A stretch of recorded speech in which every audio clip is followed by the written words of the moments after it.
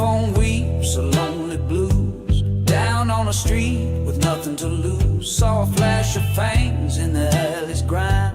Someone's running out of precious time. There's a heavy breathing neath your bed, filled with all the things your mama dreads. Your city sleeps, but the fear is deep, and we're the only promise they can keep. Hear the call cut through the smoky blue. Hooty, hooty, hoo, when the darkness comes. Hey, hey, What's up, dog? Hey y'all. Just I was Zam. worried at first. The I, internet started messing up right as I was trying to put everybody in. I already got tears up behind my sunglasses. Y'all, we've been on here for an hour before we even got started, and I bet we've already. It's horrible. I got here 30 minutes They ago. I were was making looking. me watch videos. We didn't make Yeah. any one. We didn't know. We had Hillary, to make, look, You didn't Hillary, make me the, watch it, 2 or 3 yeah, times, but you did make me watch it the first time. we, yeah, we had to yeah, stop so we could go live. yeah. Hillary, I sent her the video. The video I sent Hillary this morning early, and it was on. It was a YouTube video that it's hilarious. Anyway, yeah, Misty, we broke her train of thought, so Hillary can fill y'all in on what that video is about. Oh gosh. Oh, I'm Let's taking all see. this bedazzled stuff off, set my hat. Oh no, Oh, man. don't start taking your stuff off, Roger. Yeah, Roger shows up with a bedazzled tie and It took hat. me. It I took me an felt hour. underdressed. I had to go find my bedazzled stuff. Swimsuit. I wish we It's had a. right, I'm a girl, and I literally had nothing that had bedazzled. Well, I mean, we used to have stuff, and I guess people got it at Goodwill. yeah. It's Heather's hat. It's got sparklies. I love Psy. Yeah. Hillary, that cat has been through so much. I'm sure it stays nervous. I noticed Hillary commented twice on that video. I was Yeah. laughing at the comment. Yes, the comments is what was so funny. Oh my gosh. So yeah, Alrighty. no, wait. I guess we can continue off of the whole our outro of Woodwalkers today. I mean, we were about look. Spencer knew better than to leave me and Misty unattended. I was asleep. I was like, "What? There's 2 shows." Oh, Nice. Pyro, awesome. Him and Miguel out poking stuff that need to be prodded. What do y'all think about the comments on screen? Should I leave them on or take them off? The reason I'm asking is because of people watching it. I know the ones that are in here live are kind of seeing it, both. But the reason I've done that is because of the people that watch it on TV. Yeah. And it's like you can't put every single comment up, but you want people to be Yeah. able to follow along too. So what do y'all think about that? Or should I just take it down? I don't I even. think it's not affecting me. So I mean, I think probably See, I'm used everybody. to popping them up, so Yeah. Jeffrey's getting But older. we'll have to sing Jeffrey happy birthday or something. Y'all can. I can't sing. Well, I can't sing it. I meant when I said we, I meant Misty. what I can't carry it to in a bucket. Yeah, Oh, on my the gosh. on the Yeah. on the TVs, people can see it because, like, when you watch the weather live, Ryan Hall, y'all, and all that, Yeah, I on watch. the big screen, yeah, you can see the comments. yeah. What's your name, Misty? Crap Show Who? Wrangler. I'm the shit show wrangler. My nephew, when he was 3 years old, he would, they wouldn't allow me say any bad words at my mom and dad's, of course, and so he went to his grandma and grandpa's on the other side, and we was asking him, what all y'all do, and he was telling us they got a new puppy. He said, "A new puppy." He said, "Yeah." So what kind is it? And his eyes got big, and he looked around at everybody. he was thinking. He said, a crap zoo. Crap. He didn't want to say shit zoo. I thought you was gonna say. I thought you was gonna say they got a damnation. Yeah. Tell you what, they're wild. I had one time. That son of a gun chewed and dug up stuff, and it was crazy. Too small to read. Is it? Okay. That's why I got on my reading glasses. Look here. Me too. Well, let's just. I'm just gonna take it off then. Everybody No, just I have to think watch it on part your of own. it. I can't please everybody. I don't know. How'd you put us in these little circles? I feel like people's looking at us through like a toilet paper tube or something. Yeah. Well, rifle scope makes me nervous. Yeah. Orbs. Dog man talk. Okay, Yeah. y'all don't like the circles. I get it. Let's see. Hold on. It ain't Yeah. no about to happen. She have us in an octagon. There we are. Look at that. That's more better. Look, I was measuring out for the green screen, and the thing didn't take the the guidelines off of it. Yeah. Man. Oh, you can't see it. Hold on. That was Jeff. funny. Jeff said it. He was like, "You even got the owl in a bedazzled Speedo."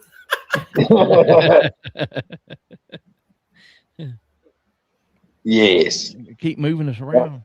We have chuckled about some bedazzling. Roger, you know I don't ever do this. Spencer don't let me play with it on the other channel, so it takes me a little while to figure this out. Well, thing about it, I can actually control some of it.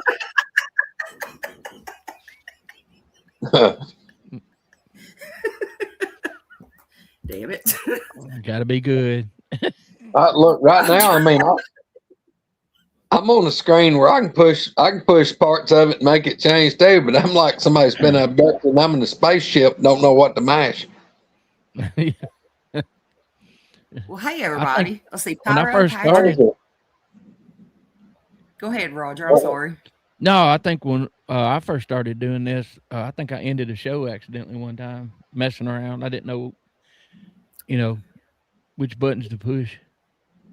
We don't never get on here and just, sit and fool around with it. So, and it changes too. So it's hard to keep up with it. Yeah. So you're kind of my guinea pigs. Mm-hmm.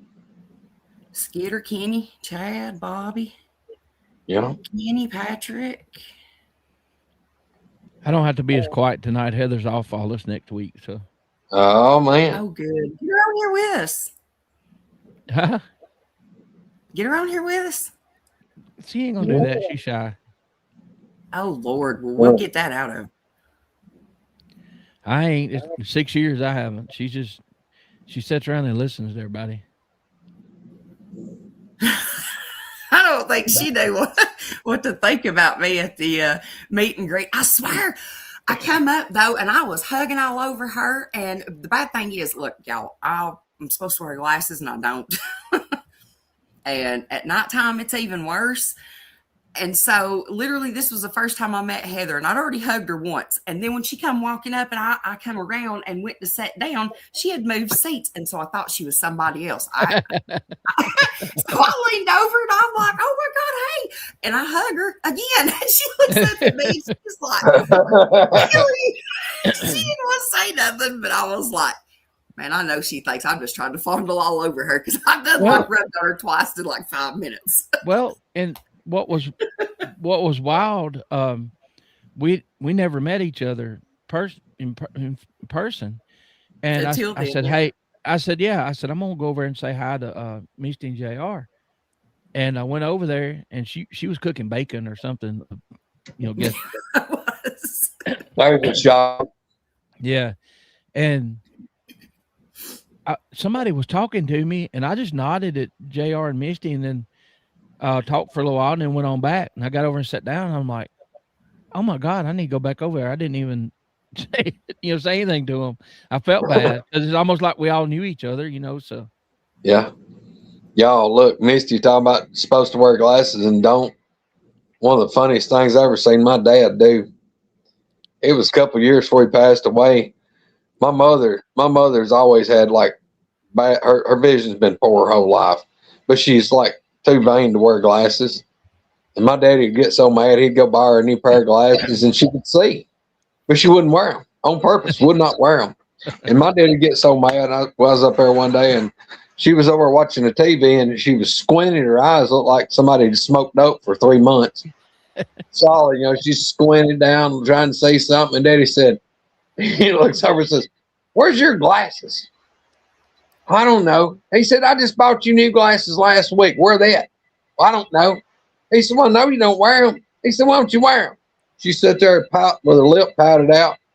He said, "I mean it. Why don't you wear them glasses?" She goes, "They make me look old." And my daddy, the way my daddy consoled her, and my daddy's way was, "Well, hell, you are old. Put your damn glasses on." There's people I know that they don't like the hearing aids, and I talked to a guy yesterday. He's lived behind me for, I've been here 20 years, and he was here probably 10 years before that. Used to come in the store, and I hadn't seen him since the store shut down a long time ago. And I talked to that man for an hour and a half before I realized who he was, and he started laughing. But he didn't want hearing aids. He had the Walker things like we shoot with, and he was sitting there. He said, "I like these better." But the size of these, yeah, earmuffs on. Yeah. The only bad thing about that is you can't tell which direction somebody's sneaking up on you, because it's usually if it's on the right, it sounds like it's on the left with those. Yeah. Everybody's still. I don't. The fireworks. I love them, but my dog, drives Honey, my dog crazy. I know Honey's been shaking for 3 days, and she's in there right now with Heather. And Well, see hold on just a minute. What this tells me one thing about society, because there's a lot of people's been griping about that. I love fireworks. Don't get me wrong. I hate that my dog wants to piss in the floor because she wants to go hide and won't go outside. But what I'm saying is what I get out of it is I'm let down because that's telling me y'all don't shoot enough. Y'all don't shoot enough because your dogs ain't used to that loud noise. You go to my house, shoot fireworks, you're good. Well, I take her hunting. She literally has been rabbit hunting I don't know how many times, and the dog has been standing right there whenever I damn let go of a 12 gauge, and it just, right there next to her, and she don't make a sound, don't run off, don't do nothing. We do the same thing. We'll carry them. Different to her. I don't know. She freaks out. Yeah. Well, the thing is, the problem with Honey, Trigger don't care, but with the problem with Honey, we got her from the pound at 1.5 years, and for the first little while, I could tell she'd been abused some because I'd move fast or something like that.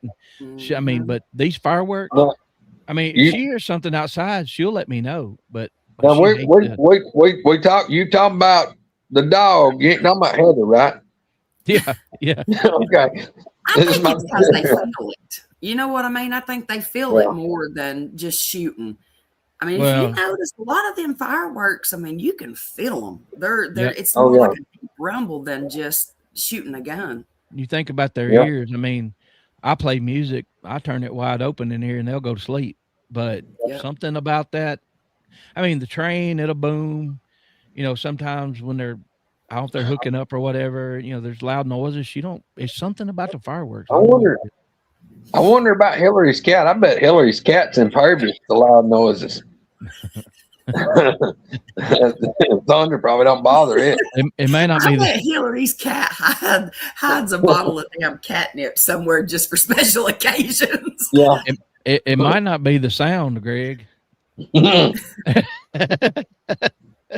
may be the green fog. Man, I've seen some crazy stuff with fireworks. I saw a guy's, he had a 70-something Dodge Ram. I love that truck. It had big tires on it, lifted.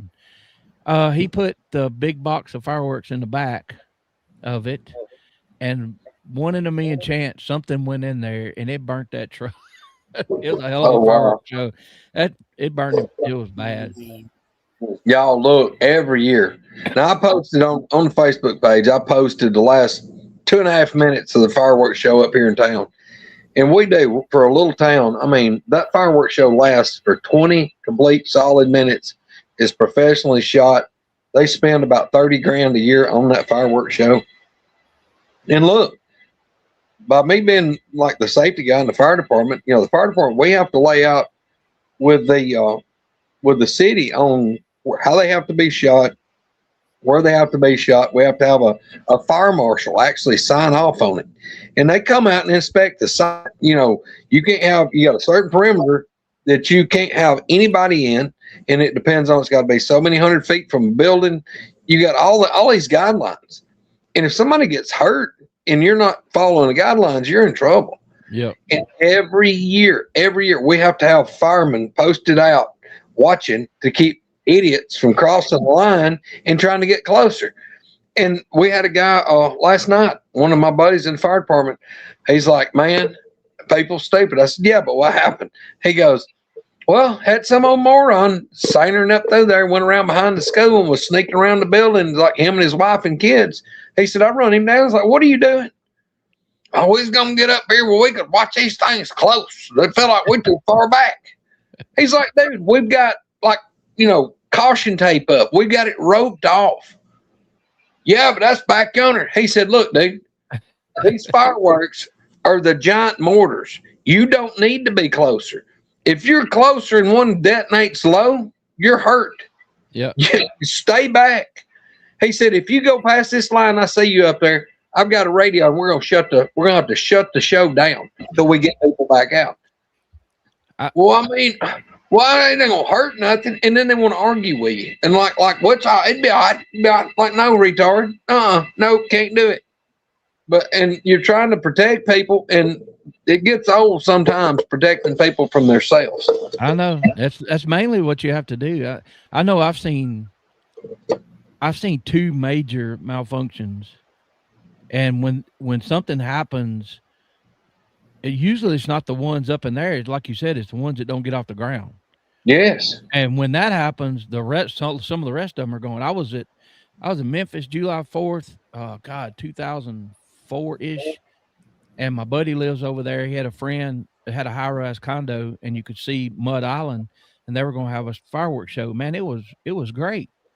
But I think the last 10 minutes went all at once. And the old man looked around. He said, I think it's over now.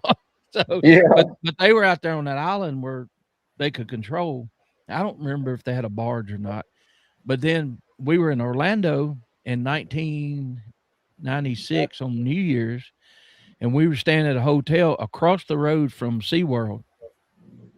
And they were talking about this fireworks they were going to do, and I'm sure Disney and all that was too. Well, we were up high, and we said, well, we can see them from here. It's just right there. Well, you don't have to go over there. That whole son of a gun exploded at one time. I don't know what happened, but the car alarms was going off for blocks, and we went outside just to see if we could hear any sirens or if anybody need help or whatever. And that never was on the news. Now it's all over the news. The Brooklyn Bridge was on fire last night for a few minutes, and it was all over the place. But oh God, Patrick, the M80s. Oh, we used to get them out of Alabama. Those were dangerous and fun. Yes, sir. Yeah, back in the day when you could really get the true M80s or the real cherry bombs. Mm-hmm. Boy, I'm telling you what, there's many a mailbox gave up the ghost of them bad boys. And you didn't want to be close to it either. Shrapnel. No, sir. Did I tell you the story about my uncle had this guy that worked for him, and he kind of was he felt sorry for him because he wasn't the brightest dude in the world, and he liked to drink, so he was a good worker. My uncle had a single wide trailer. He's like, look, you can, as long as you're helping me, you can live in that thing, no rent or whatever. They didn't have any underpinning. And we had some M80s, and his name was Charlie Brown. His actual name was Charlie Brown. He was crazy. And what he would do, he would get in there by himself and drink all day on the weekend, and he'd start screaming somebody's killing him. And they went over and checked on him a bunch of times, and he'd be sitting in a recliner, right? Yeah. So he was over there, and he was hollering and squalling. We was like, what is he doing over there? And we had some M80s in the truck. We went over there, and he had a a Budweiser can open in one hand, standing there, and a bologna sandwich with 2 or 3 bites out of it in his hand, and his tidy whities. That's all he had on. And he was screaming out, "Oh, they're killing me! Oh, they're killing me!" And my cousin said, "Shit, watch this." He went back to the truck. He got one of them M80s and threw it right under the trailer. And when it went off, 2 balls of fire rolled out each side. I can just imagine what it felt like. That bologna sandwich went one way and the beer went the other. And he sat down. He didn't say nothing for the rest of the night. He didn't know what done happened to him. But that was horrible. I know why I accidentally said Timmy. Timmy. I'm sorry, what? Put it in reverse, Timmy. Oh, no, it was Terry, wasn't it? Terry. Back up, Terry. Back up. That was internet gold. Oh, man. My daddy told me a story. You know, he grew up without a dad, and they just run wild, and they lived in town, Lewisburg. And they could climb up on top of buildings, and they take a slingshot, and one of them would put that M80 in a slingshot, and one would light it, and he'd let it go, and it would go over on the other side of the square. They had the cops running in circles. Trying to figure out where they Look, you remember when you could get the black cats and you'd rip them open and it just like unroll it, unfold, and there'd be a string of them black cats be on each side, and it'd be like 6 foot long string, and I can't remember, it was like 600 or 800. Every year they would come out, it'd be 100 more or something. Dude, we had a pack. I had a package of them things that was that thick and that long.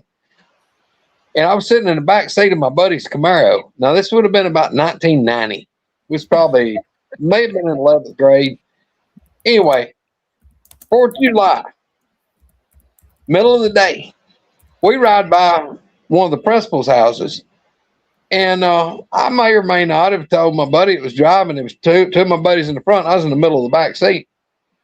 I was like, here, light this damn thing, throw it out the window. We go by, just throw it in his yard. We're going to set off every how many hundred this was. It was a massive thing.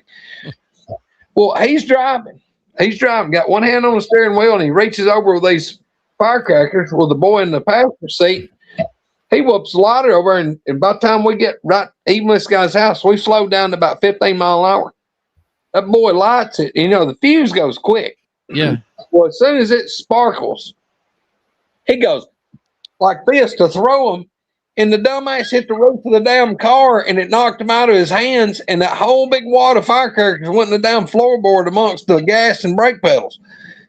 Oh, shit. Well, next thing I know, he's trying to go out the pasture damn window, and the whole inside of this car erupts in a damn, like, 800 explosions. We drift off the side of the goddamn road in the damn ditch, and you can't breathe, you can't hear, you can't open your eyes. It's smoke. It's like Cheech and Chong blowing out the windows. And them damn things, and look, they ain't just going off in the floorboard because one's lit 5 and them 5's blowing more that's flying back. Look, they wasn't a spot in the cab of that car that didn't have a goddamn singe mark, including my head, my ass, and elbows. We had fireworks going off. It was like being in a ball of fireworks. Yeah. Good times. Rick, I'm having flashbacks because my dumb butt. We had one of them, and I was going to be the tough guy. I was about 9 years old down in Mooresville. And that's what we were doing. We were setting them off like that. I was going to be the tough guy. I run up in the middle of them because they're on the ground. But you're right. When they explode, it knocks others up. I had them all around my head, in my ears, hit me in the nose. And I was swatting them like bees trying to get out. I didn't know which way to go. Exactly. Yeah. We was in a bad damn way. It was like 3-man down. Yeah.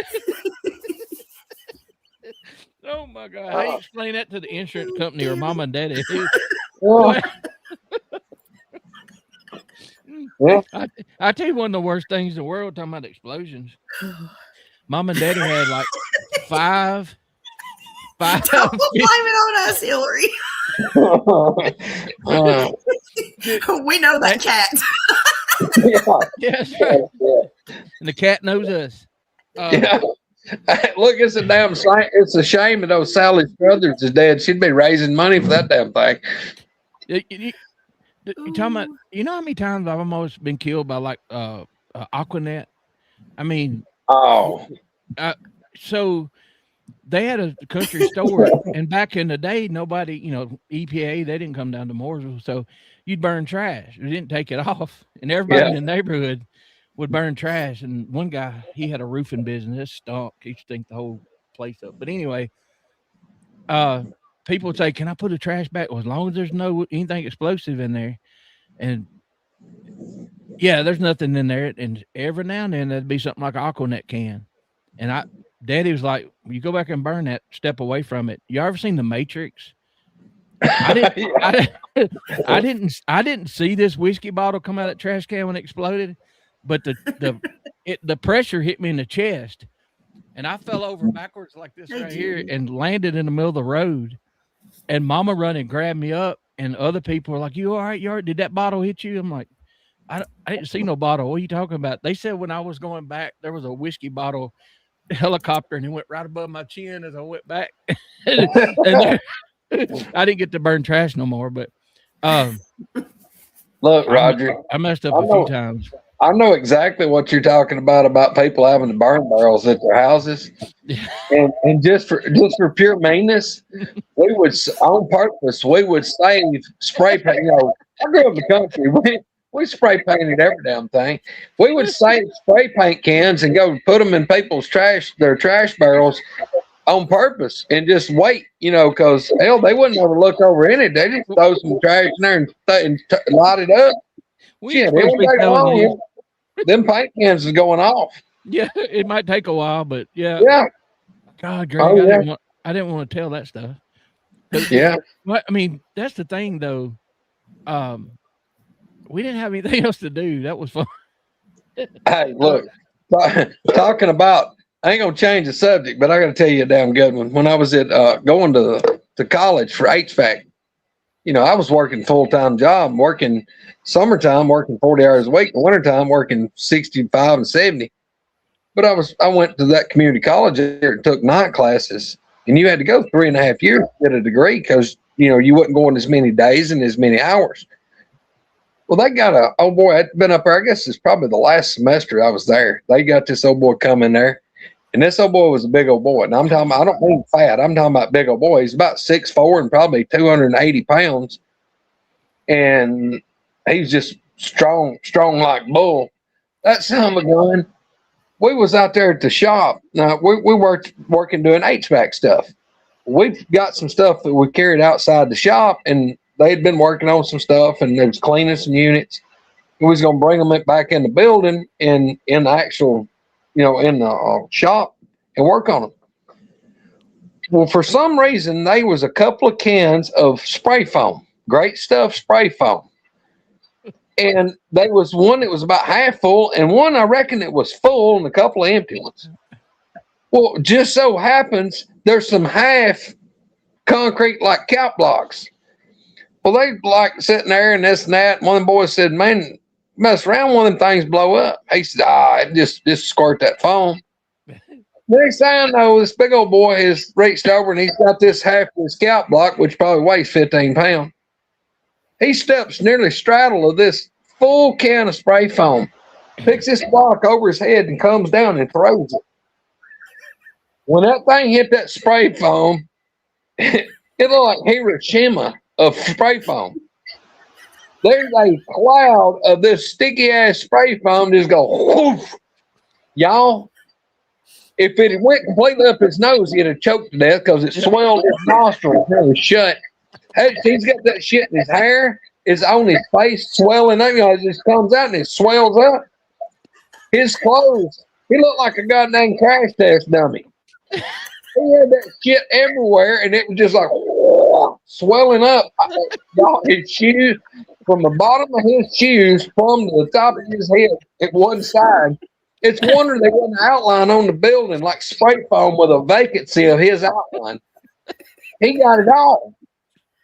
And then he was like shocked. What happened? I thought, what the hell did you think was going to happen? Oh God! I'll let Peyton tell the story about that time that possum bit into that Aquanet can. Oh, man. he looked at me like I did something to him, like I was a butthole. But anyway, oh my God! I tell you something else, and y'all, this is for entertainment purposes only. Don't do none of this. No. Then the Hillary, kids where's are your watching. disclaimer? I'll tell you something else we found it was fun. We would get dry ice at work sometimes, and you take an empty 2-liter bottle and a little bit of water and drop it Oh, in there and leave it somewhere. It might take it a little while, but when it went off, the security was coming to see what was going on. Roger. We was sitting in shop class one time. Now look, the statute of limitations has went out on this a long time ago. But and I'm just telling you the reason you don't do this. But you can take a oxygen acetylene torch and light you a flame and snuff it out on a wet rag. And take you let's just say somebody had taken a 32 ounce, what I call the jumbo belly washer cup from Dairy Queen, the biggest one they got. Yeah. You know, those cups are paper, thin wax paper. So shrapnel is going to be, give or take a little bit.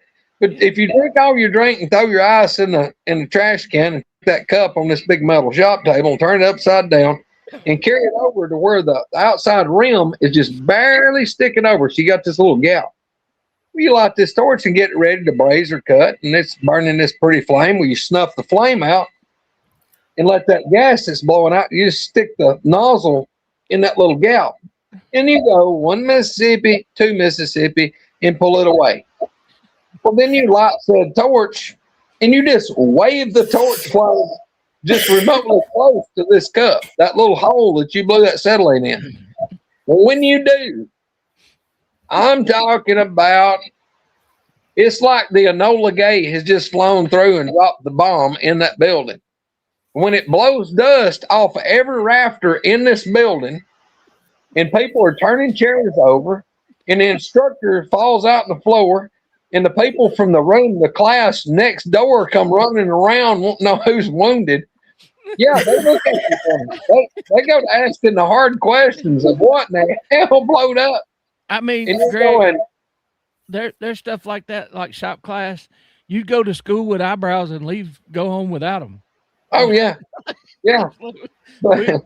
Who thinks of like give a 15-year-old access to acetylene torches and gas? Yeah.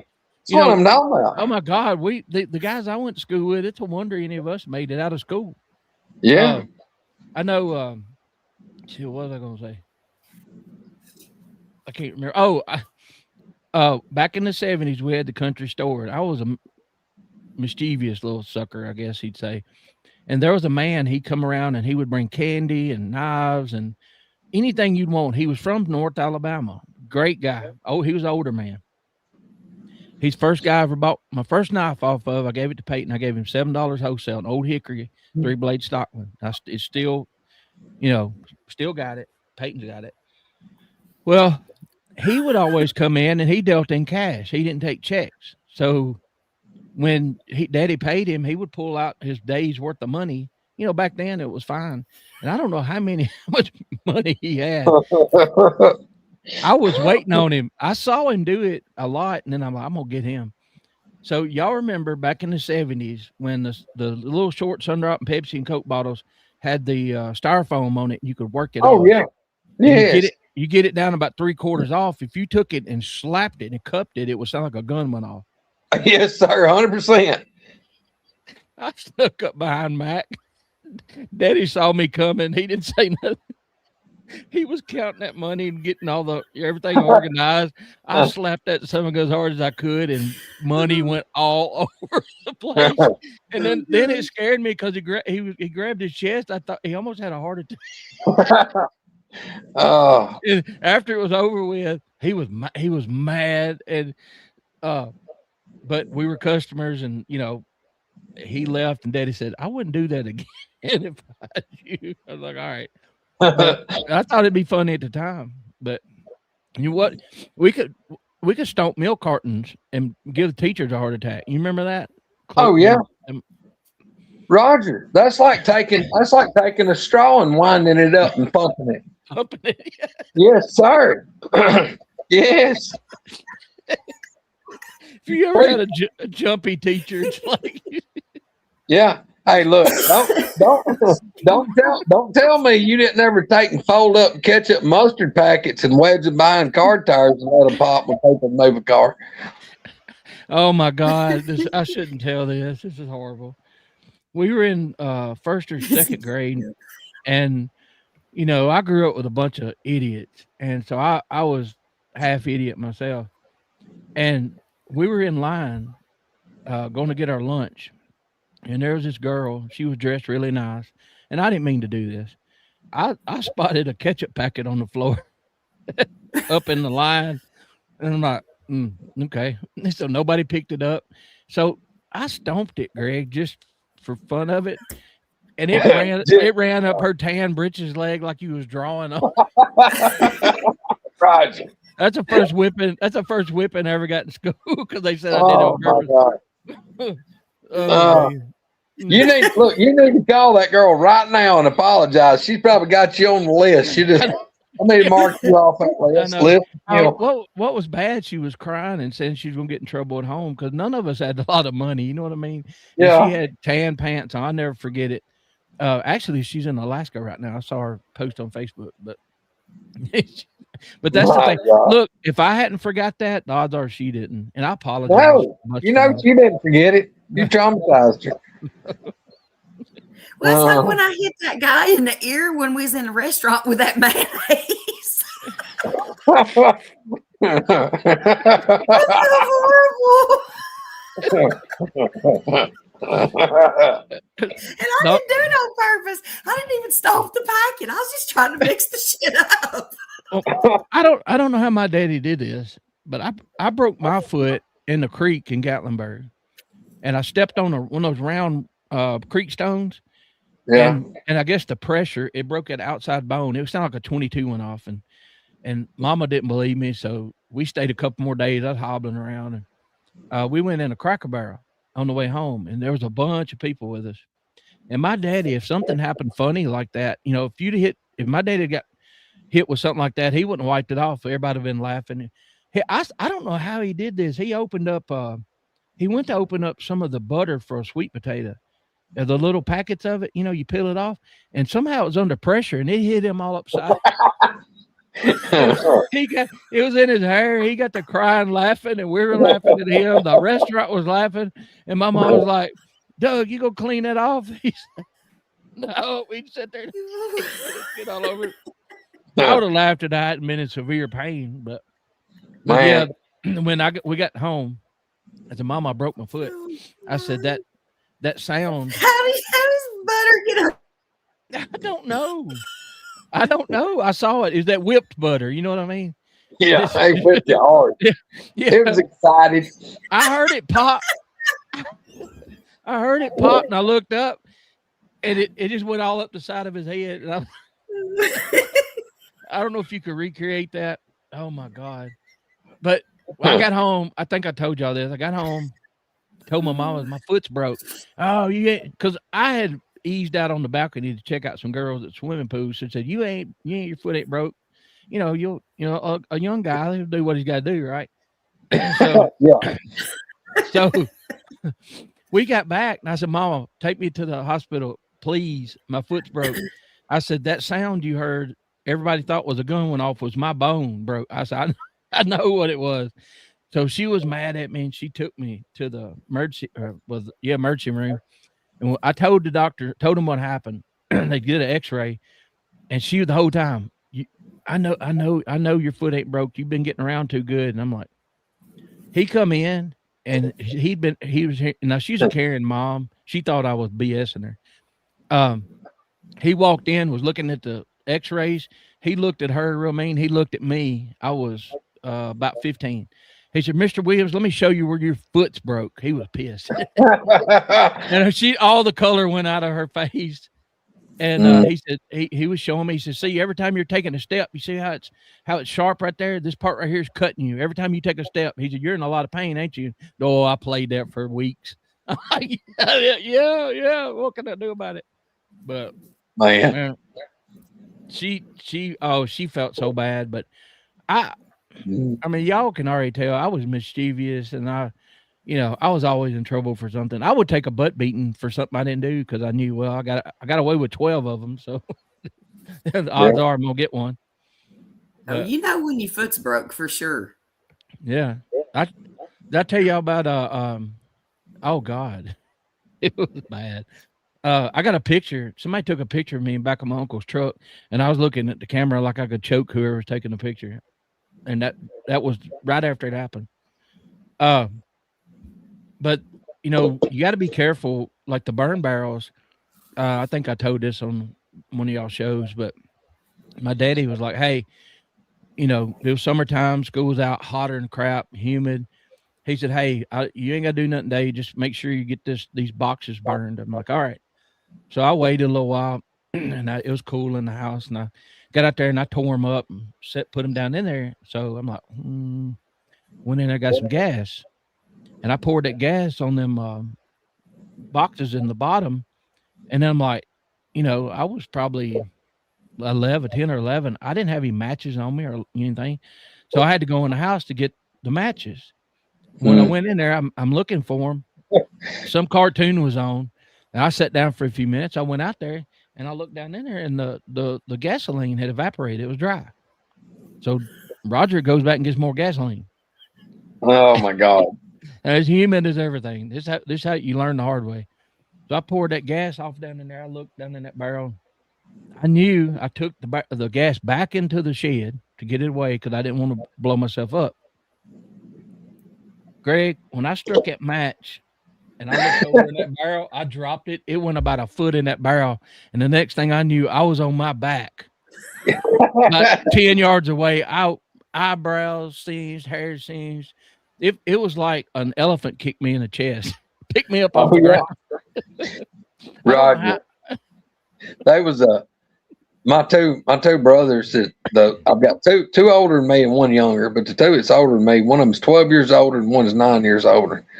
Well, in their early teens, there was a boy that lived in the community there up the road, and his great aunt was my neighbor.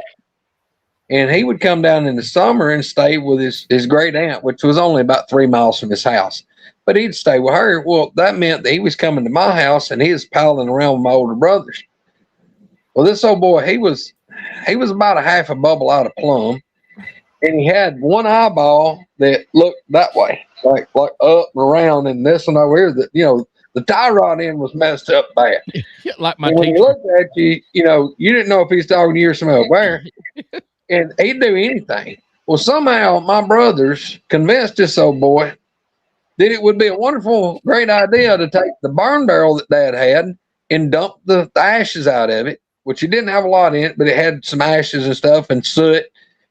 Well, they turned it upside down and cleaned it out. Now, y'all, Misty and Roger's both been to work. Y'all know where my daddy's buried up there, where Owlz buried.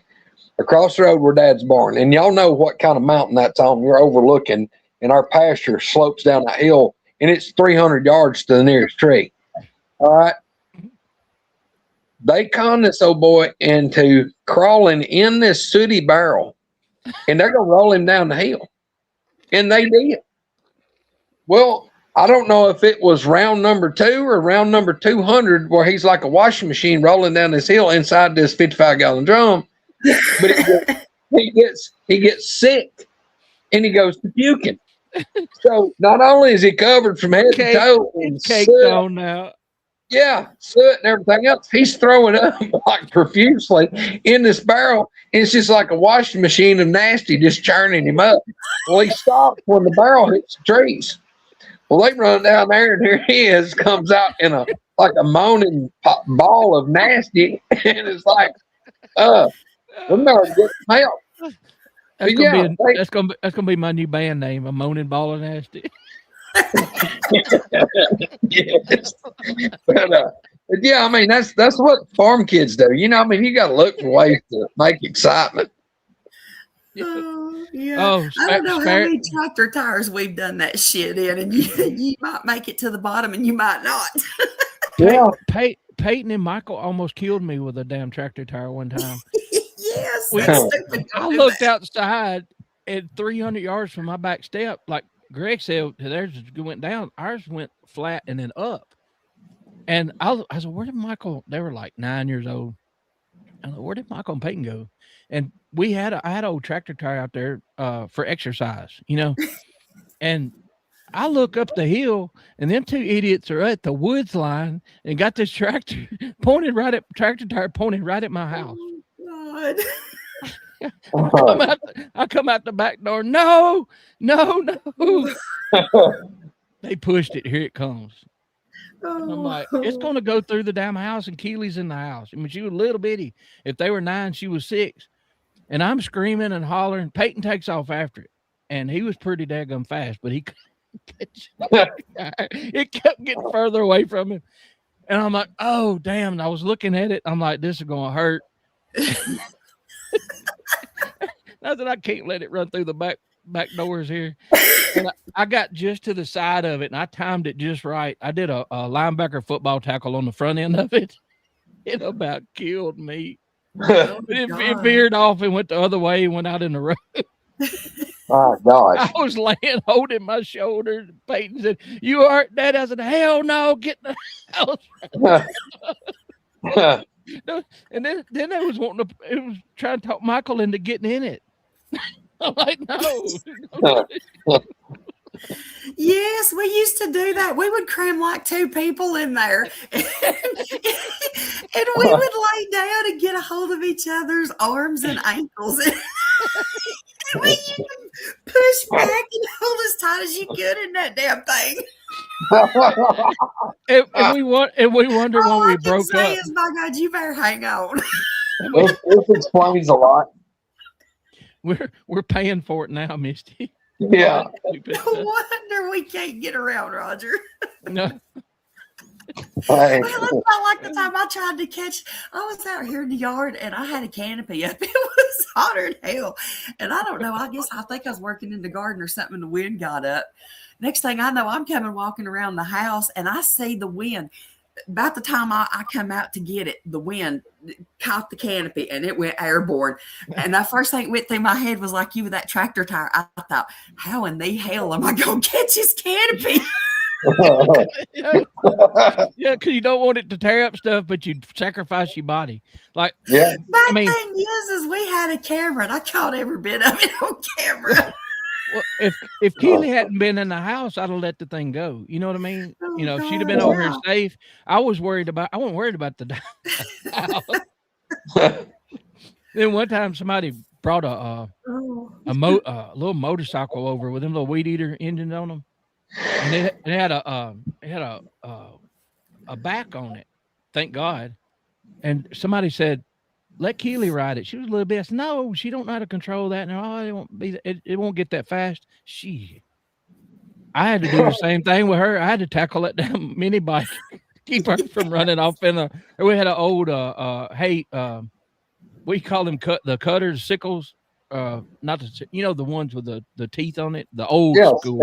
it's a sickle mower. Yeah. sickle mower. mower. It was over there. She was headed right toward that son of a gun.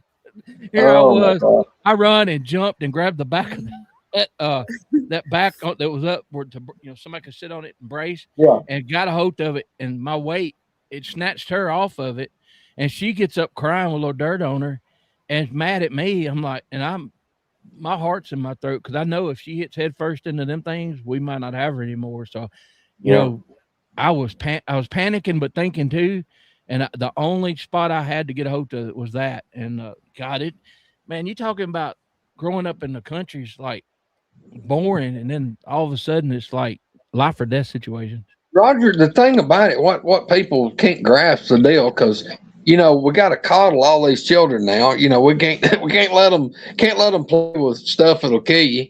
I can we're soft Don't on let them children. drink out of the water hose. Yeah, got to be soft on your children. But you know, I can remember Daddy he had a 601 Ford Workmaster. And he but Daddy, you know, and y'all, I mean, seriously, I'm pretty sure I died one time, and Daddy made me walk it off. Yeah, You did nothing. look, you know how you know how I was taught to not do stupid stuff. My daddy didn't whip me. He didn't have talks with me. I'd get a scrape or something and be bleeding. He'd throw turpentine on it. Yeah, look, Roger, we had an old. It was like a 1949 or 1950. It was a Ford 601 Workmaster tractor. It was probably a 35 horse, guessing somewhere in that neighborhood. It was a pretty good sized tractor. You know, had the rear tires was probably 5 foot tall. It was a good sized tractor. I can remember when I was so little, and he'd have me on that tractor, that I would have to stand with 1 foot on the clutch pedal, and like all my body weight, I could stand on that big long clutch pedal, and I still couldn't mash it down. I would have to hook my elbows under the steering wheel and pull up to push the clutch pedal. And as long as I'm like pulling up, like lifting a refrigerator and pushing down, I could get it to stop, but I couldn't mash the clutch and the brake pedal at the same time, which really didn't matter because we never had a working starter and we never had a brake one on this tractor. I mean, Daddy's philosophy was, hell, you don't need no brake. Put it in low gear. Yeah, look, we parked it on that hill I was talking about. Before you cut the tractor off, you park it on that hill and leave it in low gear. And when you got ready to crank it, you put it over in high, roll it off, and you'd roll it and you'd let it run all day long. So said his ear got ripped off, and his dad said it was fine. Yeah, it sounds like my daddy. Oh, you got another one? It'd be all right. Yeah, you got two. I mean, you got a spare. Well, my best friend lives up in Northeast Kentucky. He went to the Marines, and he grew up with me, so we grew up the same. He lived with us for a long time, but his wife grew up a little different, and so our kids are about the same age. Peyton and his boys. His boy's like a year or two older. Well, he would bump into something. He'd just squall, you know, and she'd baby him and everything. Peyton go running wide open. So y'all, when Peyton was real little, the femurs, that's the bottom ones, right? The shins, or that's not up here. No, your tibia. Tibia is your tibia is a big bone from there down. So both of his was turned innards like this right here, and he would walk on the edge of his feet. And I asked the doctor, I said, what do we need to do? He said, no, he'll gradually get out of that. That's why he's so strong in his legs and stuff, because his ways. So what he would do, he'd take off running, and I'd be yelling, Peyton, quit running, because I knew what was going to happen. One of them ankles would roll, and it would veer him off into the wall. You know, he just slapped the wall running wide open, either left or right, depending on which ankle he turned. And he slapped the damn wall, and I'm like, are you okay? No. I'm like, get in here. I told you not to be running. As he got older, it straightened out. All that straightened out. Yeah. Well, God, I forgot. Peyton had a break locking up. Well, I thought Roger was going to tell us he had to wear those leg braces like Forrest Gump. Yeah, and he calls me Forrest Gump, little butthole. But no, so when he was out there and they were playing in the yard, and he was running wide open, and it happened, and he landed nose first on the concrete sidewalk and slid, and and I saw that his head didn't pop. It was just what do you call it? What do you call it, Greg? Superficial wound. Yeah, it was superficial. It wasn't nothing internal damage. Yeah, it wasn't nothing sticking out of him or in him or nothing like that. So he got up. Off, Peyton. You didn't. Your head wasn't busted. The rest of them are looking horrified. My buddy Tony, that grew up like I did, looked over at him. And he looked at me. I said, Peyton, you are? And he sniffled. I said, I think you are. And his wife jumped on me. You need to check him out. I said, he's walking fine. He just Well, I mean, blood is like a natural check engine light, son.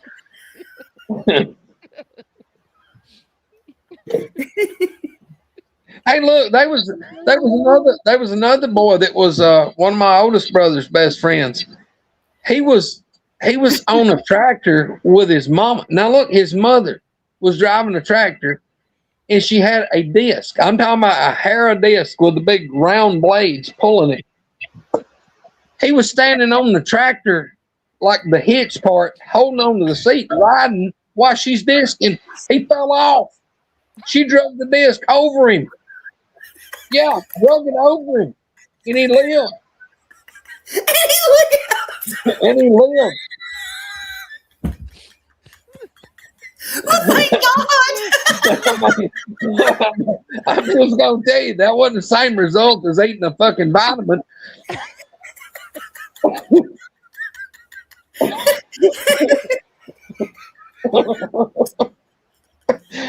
That was about to be the most horrible story ever. He saved it.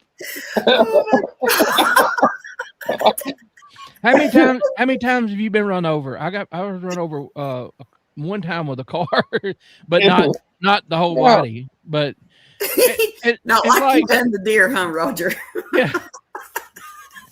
Oh my God, my cousin parked his car on my foot one time, and I told him to get off of it, and he started laughing, and I said, I can't. You're on my foot, and he put it in reverse and floored it and kicked my leg out. That way, I don't wonder it didn't break some of my middle part of me. But anyway, well, I got a cousin that got run over when he was little. His mama or dad, one backed over him. He ran behind the car and they were leaving and he didn't know it. They backed flat over top of him. And I'd be damned if he was probably late teens. Him and another buddy of his right down the road here got hit by a freaking train. Literally got. Now, if you get hit by a train, that's your fault. But you know where they're going to be. They was hauling the recliner in the back of the truck and it threw the daggone recliner plumb over the power line. Wait a minute. Hey, by God, he walked it off. He was sitting in there. He was riding in the recliner. Was he in the recliner? Because I've seen that before. Yeah. We ain't the damn Clampets, Roger. I don't know. Easy now. They're still working up to Clampett status. God. I mean, and Heather asked me, like, how come you don't get tore up, basically, or how come you don't respond? I've almost watched my friends and family die so many times. Yeah. And I'm not exaggerating. It's like when you thought, we ain't coming back from that one. Exactly. He walking that one off. Yeah. Rub a little dirt on it. Yeah. You ever know? You want to know how Jason got that limp? I was there. I slung. Speaking of Jason, he had one of them. I don't know where they bought it. Probably off the square, Ace Hardware or something. But they had a winter coveralls. But you remember the ones that was orange inside, it was green on outside, and it was slicker than snot on a doorknob. If you ever, y'all might not be old enough. He had one of them on. What is it? I'm sorry, I was reading comments. Oh, it's just coveralls, but there was orange on the inside and it was green on the outside, and it was made out of slick material. Yeah. And somebody had a 4-wheeler, and we tied a inner tube to it, and that's the day that I was driving and he was hanging on, but somebody had showed up and I was showing out, and I said, "You want to go a little faster, Jason?" He said, "Yeah." So y'all remember that hole in the fence where I got folded up like a billfold on that pig feeder top? So that hole's still there. Okay. I come around the side of the house and it drops off back there.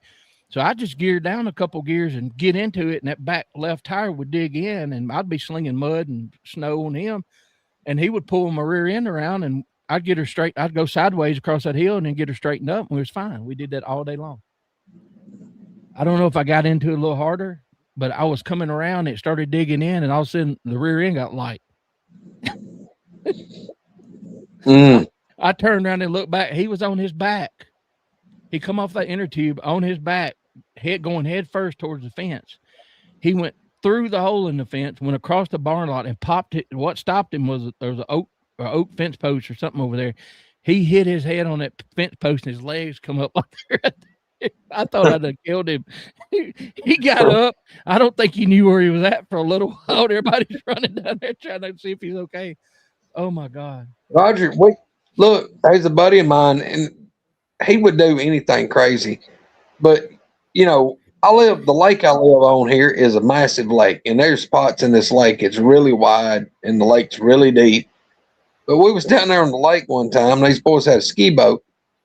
We got in there. We got in the ski boat with them. Well, they'd been pulling the inner tube. And I don't mean like some of this fancy shit you go to Bass Pro and buy. That's this fancy dandy shit. Now we talking about a damn like a tractor tire inner tube that somebody had extra in the farm that we patched and aired it up. Or are they missing one? Yeah, or they're missing one. Well, look, we got a regular inner tube, and we got the rope tied to the inner tube, and then they got a short piece of rope just to hold on to. We get him in this inner tube, and when you're going pretty fast, and you know how circumference works. If you got turned in the center a little bit, the outside has to go really fast. Well, if you're going pretty quick in a boat and turn it sharp, this outside the end of this rope is, it's multiplied the speed by a lot. Yeah.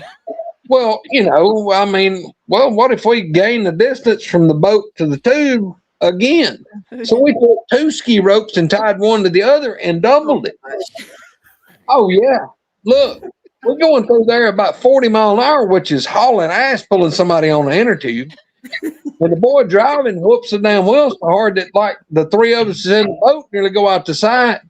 And I look back and my buddy on the tube, it starts the whip action because he's tethered off and he's coming around.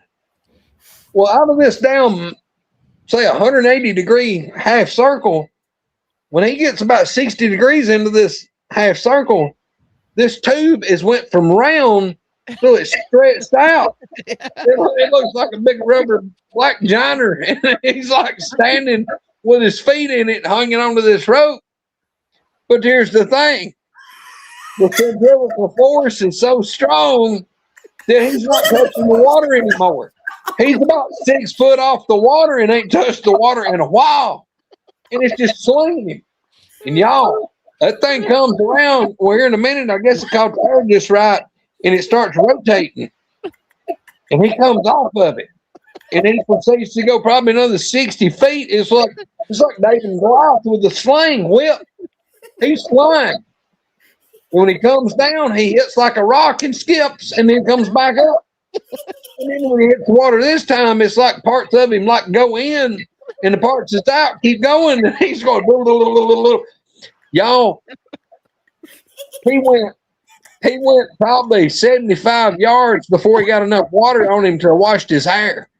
I'm talking about, my God, he was just flopping and tumbling. And then when he hits, I thought, shit, he's dead. We got over there, and he's laying there crumpled up, kind of halfway dog paddling. It's like, he's alive. We drug his ass in the boat. It was like, this was not a good idea. We were going to go, we got invited to go do some inner tubing. Like you said, they didn't go buy safe stuff. They didn't, they had,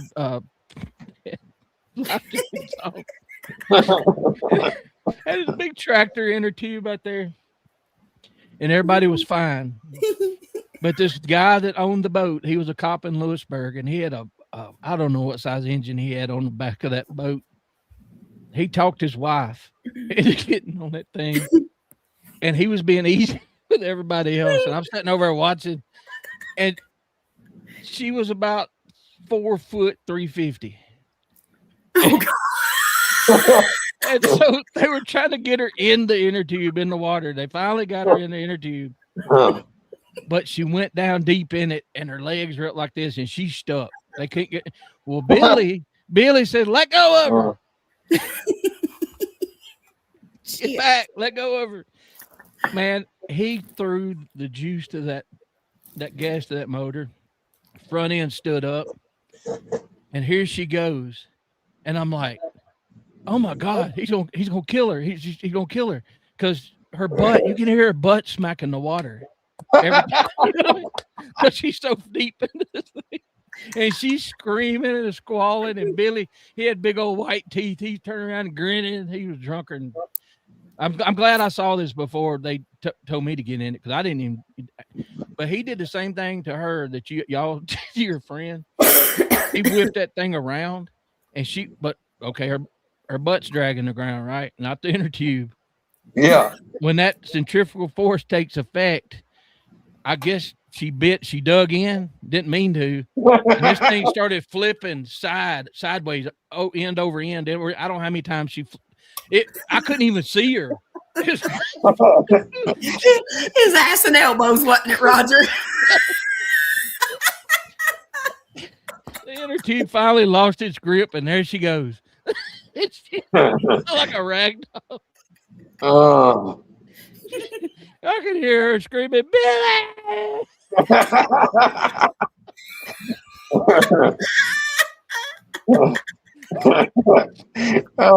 Everybody, the women on the bank are screaming. The guys are like, what in the hell? We just saw a murder.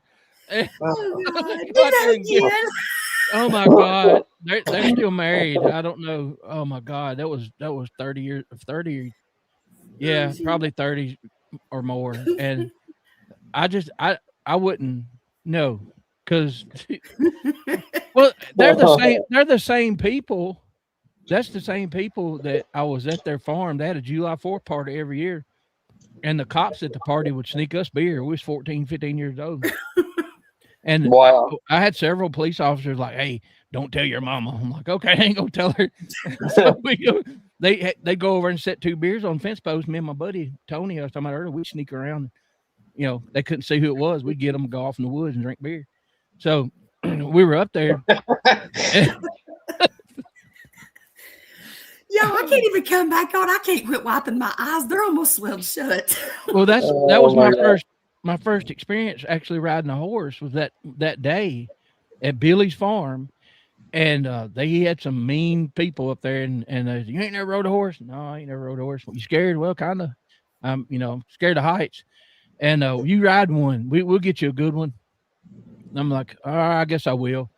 And so his brother looked at this other guy and said, go get Killer. And I'm like, I should have picked up on that.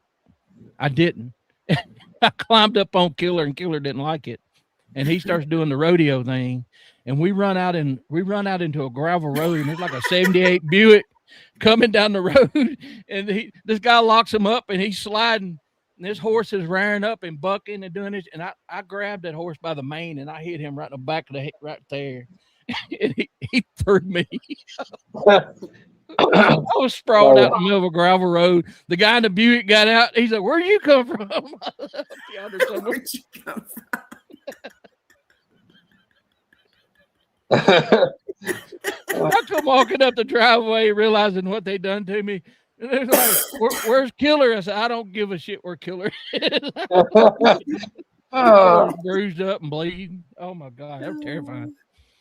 I love horses. I love horses. I think they're beautiful. I love motorcycles, same thing, but I've had bad experiences on both. And I'll observe from afar. You can ride them all you want to. It's raining white boys.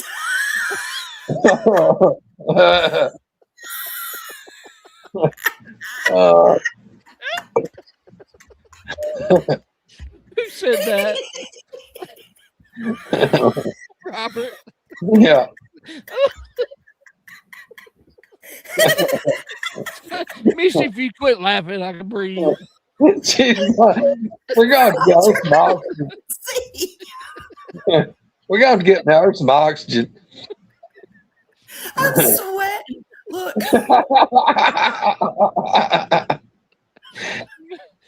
Look, y'all. Here's what y'all don't understand.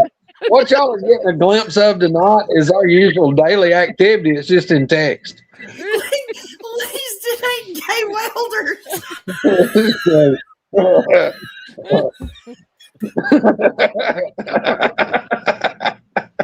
She's down. I was thinking today, I don't know what I was doing. And I was thinking of something that happened back in the past. And I'm like, man, I could tell that on Night Owls. And I'm like, I remember the rest of it. I'm like, oh, I can't tell nobody that one. Ooh, Oh Lord. my gosh.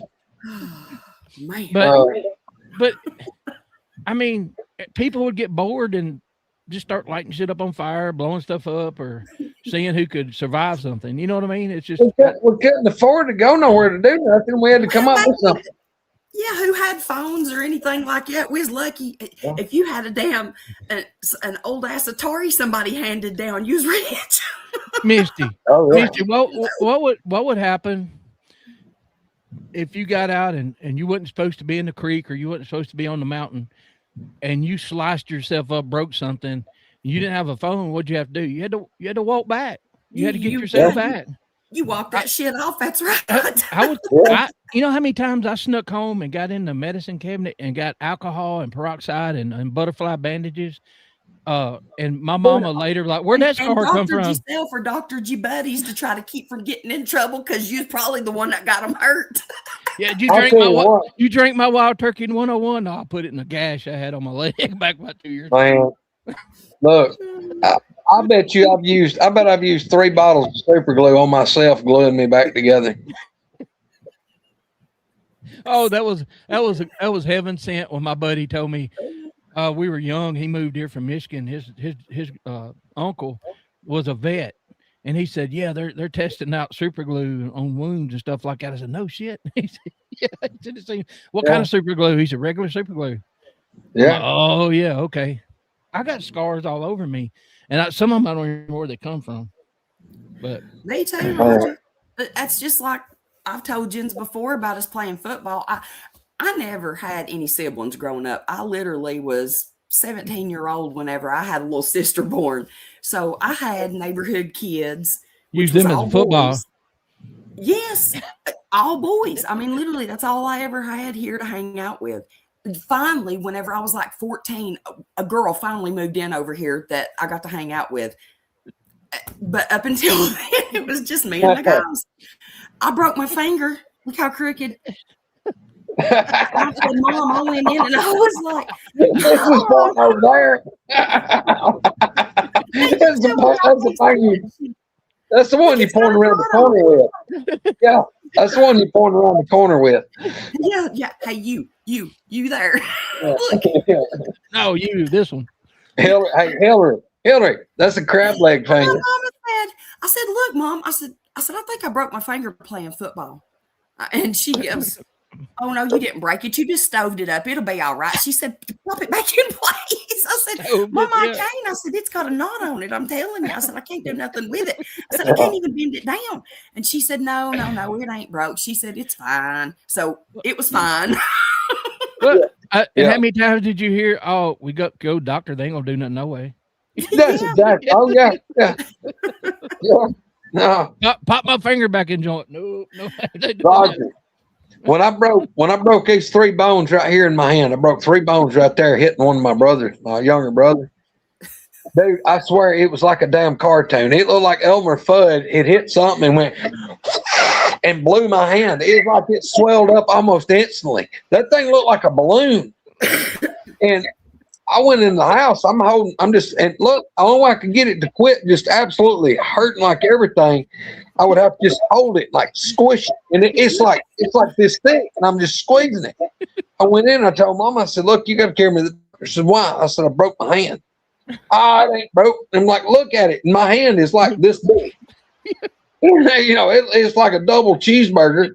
She goes, well, it sure is swelled up. I said, yeah, it's swelled. If it gets any more, the skin's going to bust.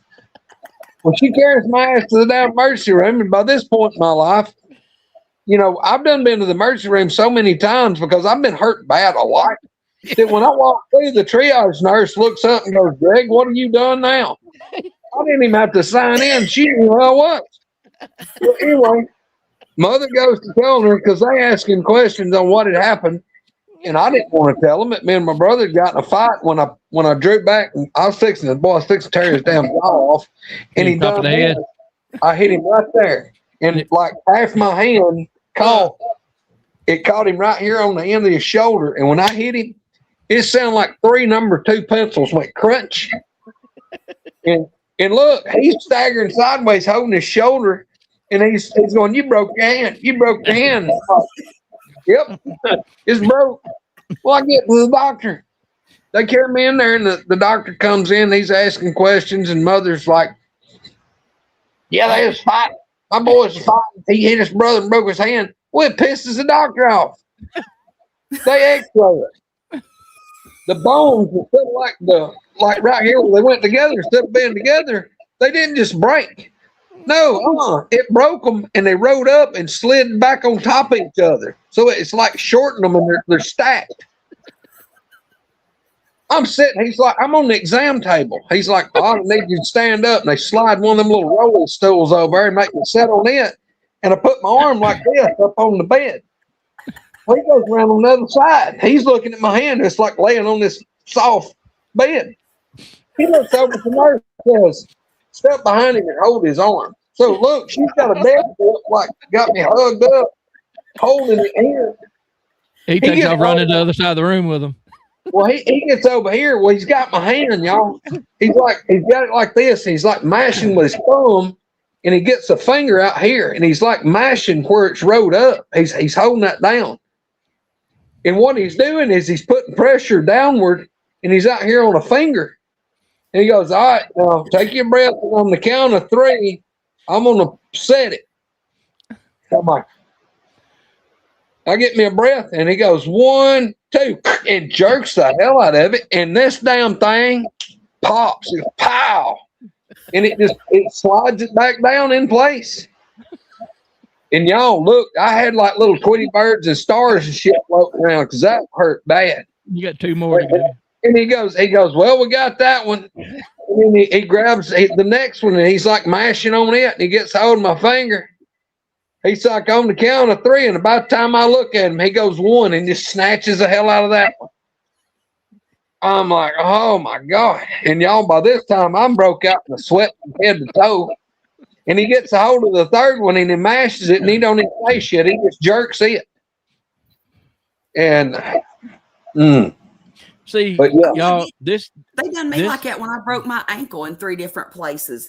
Oh, I cussed that daggone doctor, the nurse, everybody in that room. I don't believe that. My mama heard me say stuff that she probably ain't never heard in her life.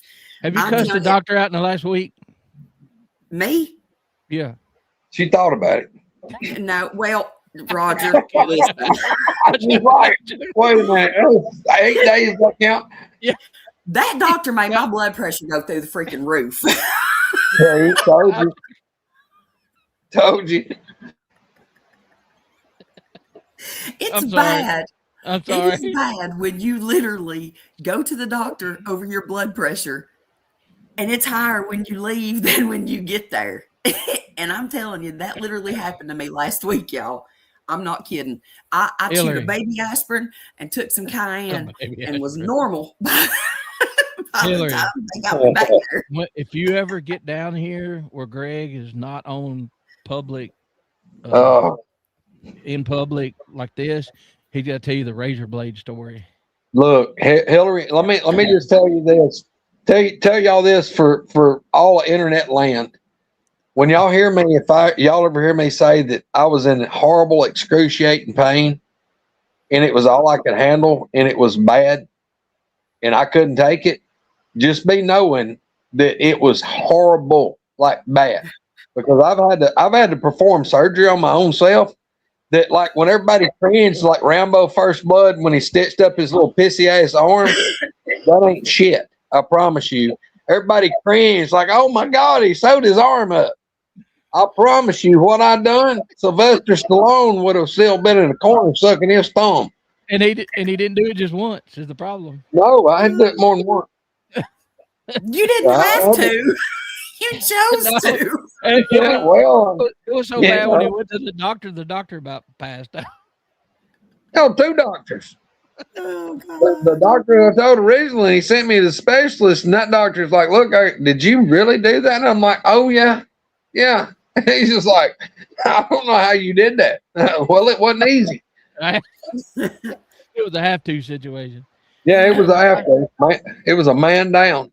I told you about the time I had caught staph from football equipment. You know, Peyton, I was coaching and stuff, and it got under here, and it swelled up one night, and it felt like a softball under my arm, and every little I couldn't breathe without hurting, and it opened up, and I took one of my real sharp hunting knives, and this don't compare to Greg's, and I took and soaked it in alcohol, and I wiped it off and put the flame on it, soaked it again, and shoved that point down there as far as I could and flicked it, and it released all that pressure. And then when I went to the doctor, they was like, "Who did that to you?" I said, "Hell, I did. I had to." I was squalling. I was a grown man crying in the bathroom. I had to do something. But Robert, it don't hold a light. Now I'll give Robert one thing. That's not good, but I promise you, what I had was oh no, yeah, that's not even a running. Trust me. Think the worst thing that you could think of to happen to you and multiply it by a bunch. Yeah, it's bad.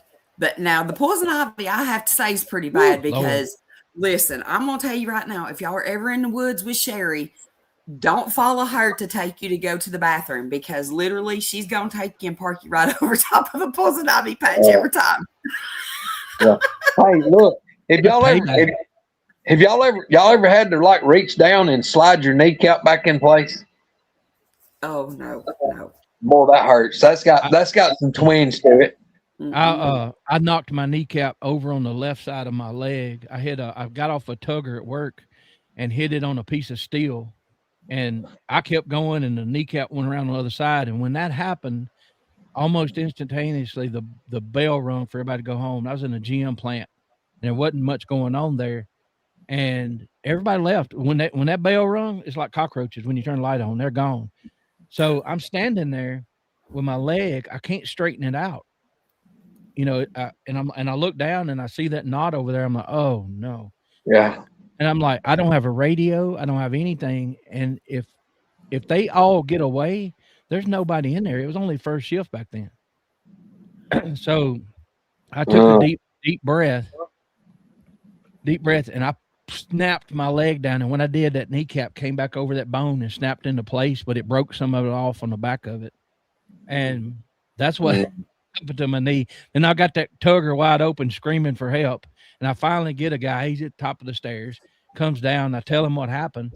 Nobody believes me because they didn't see my knee over there. I went to the doctor, and they sent me to the doctor the next day, and it was swollen up and everything. And I told her what happened. She was looking at me like I was lying. And she said, she took and grabbed right behind my Achilles and then a hand up here. And she pulled my leg up, trying to straighten it up. And it sounded like a rusty barn door. And her eyes got big. She said, "What was that?" I said, "Probably pieces of bone." In there. She said, "Oh my God." And she said, "We got to get x-rays or MR or something right away." And she did. She said, "You have," I forgot X amount, how many bone fragments behind the kneecap in front of the leg bone. And she said, "Does it feel like something's floating in there?" I'm like, hell, I don't know what floating should feel like, but I know it hurts like a SOB. My mama must have been your nurse or doctor then, because she don't believe shit. No, she kind of halfway apologized. She said, "I'm sorry, I have to be like this because most people come in here, are trying to get out of work." No, I just want it fixed if you can. But anyway, that's why I have knee problems. Christmas dinner, and I was like Greg, he was picking on his brother while I was picking on my mom. So I went to walk by her, and I was just going to flick her in the head like that right there as I walked by. And yes, my mom. And I freaking missed. And I literally just went like that and flicked air. But I mean, I had drawn back so damn hard. I'm telling y'all, it was going to be a good one. And I let that sucker rip, and I hit nothing but air, and I yelled out. It popped like a damn shotgun, and she looked at me like I was stupid, and she started laughing. She said, "What the hell are you doing?" I said, "Well, I was trying to flick you in the head." I said, "But now," I said, "I'm done my hand up." I was lying again. That's like my daddy. That guy was on that high on my and it's still not right. Like I still have a big knot on this knuckle, same Hey, finger and hand. when She hey don't Missy, believe that. when it first happened, if you rubbed on it, did it feel like hot and then cold and tingling? And have God, I had that happen in a I nerve, couldn't I do guess. nothing. I was like, it was like my strong hand. I was like, damn, I'm getting ready to stir some taters. I mean, Roger, it took me nearly 18 months to get feeling back in my bird finger on my right hand because that scorpion stung me in the end of the finger. Dude, my God, that hurt. Oh my God. I reached over, there's a flower bed. We was having to dig a little trench to install a gas line. And look, it was clean. I looked everywhere. It was just dirt. It was clean. And they had these big old creek rocks. It was about that thick and just, they wasn't round. It's kind of long, rectangle shaped rocks. And I looked all around. I'm in Alabama. We got all kind of stuff that'll bite you or sting you. I'm looking for a snake. Well, I don't see nothing. Well, that rock didn't come just straight up. It kind of curled out at the top. And I had looked. I reached over and caught that rock, and when I stuck my hand to pull it up, dude, it was like you shot me with a .22 rifle in the end of my finger. It's like pow, and I jerked my hand, and I'm looking down there, well over here to the side. I'm looking this way, and over here, I see something doing this, little jazz hands, as Misty says, and I look, and a scorpion stinger is like kind of curved. Well, that stinger had went in, and its weight had him like a fish hook. That thing's dangling about this far. He's giving me this jazz hand bullshit. And I look, and I'm like, when they'll get you. When they're like that right there, you better watch the hell out because shit's about to get real. I'm telling you. Look, I sling this damn thing off, and it hits the ground, and the boy's with me. He stomps it. And y'all, my finger, it was like, once again, it's like a damn cartoon. This thing is like going boom, boom, boom, and it starts swelling. And within about 20 minutes, my finger looked like a damn jumbo frank that somebody had put in the microwave for 2 hours. It's like swelled up so bad, the skin is starting to turn like light colors, like stretch marks in it, and it's coming up my hand. So my whole hand is like a cartoon hand. Well, I'm like, I'm freaking out, and it done it quick. I'm like, I may have to go to the emergency room. I call the hospital. I'm like, look, hey, y'all, I've been stung by a damn scorpion. Am I going to like croak over or what? I was like, are you allergic to bees? I was like, well, I'm pretty sure I'm allergic to the pain, but no, I'm not allergic to bees. I said, well, what's it doing? I said, it's swelling up like a damn cartoon hand. Mickey Mouse hand. She's like, well, how far up is it swelling? I said, well, it's going about my wrist and it's stopping, but my whole hand swelled up and my finger is horrible. I mean, it looked like I had like a fake finger on. It was like this. I mean, my fingers would have been spread out this wide, but they were still touching. And she said, well, just take you some Benadryl. Benadryl will fix anything. So I took 2 of them. And I told him, I said, look, dude, I'm done for the day. I'm not working no more because my hand. And I walked around with my hand just like this because if I lowered it below my heart, it was like somebody had a hammer going, doom, doom, doom, doom. So I'm walking like this I got a ice pack on my finger. And y'all, that thing stayed swelled up all night that night. And the next day, the swelling started going back down, which I think I had probably a reaction. It probably wasn't just normal for a sting. I guess the extreme swelling, it actually done something to the nerves.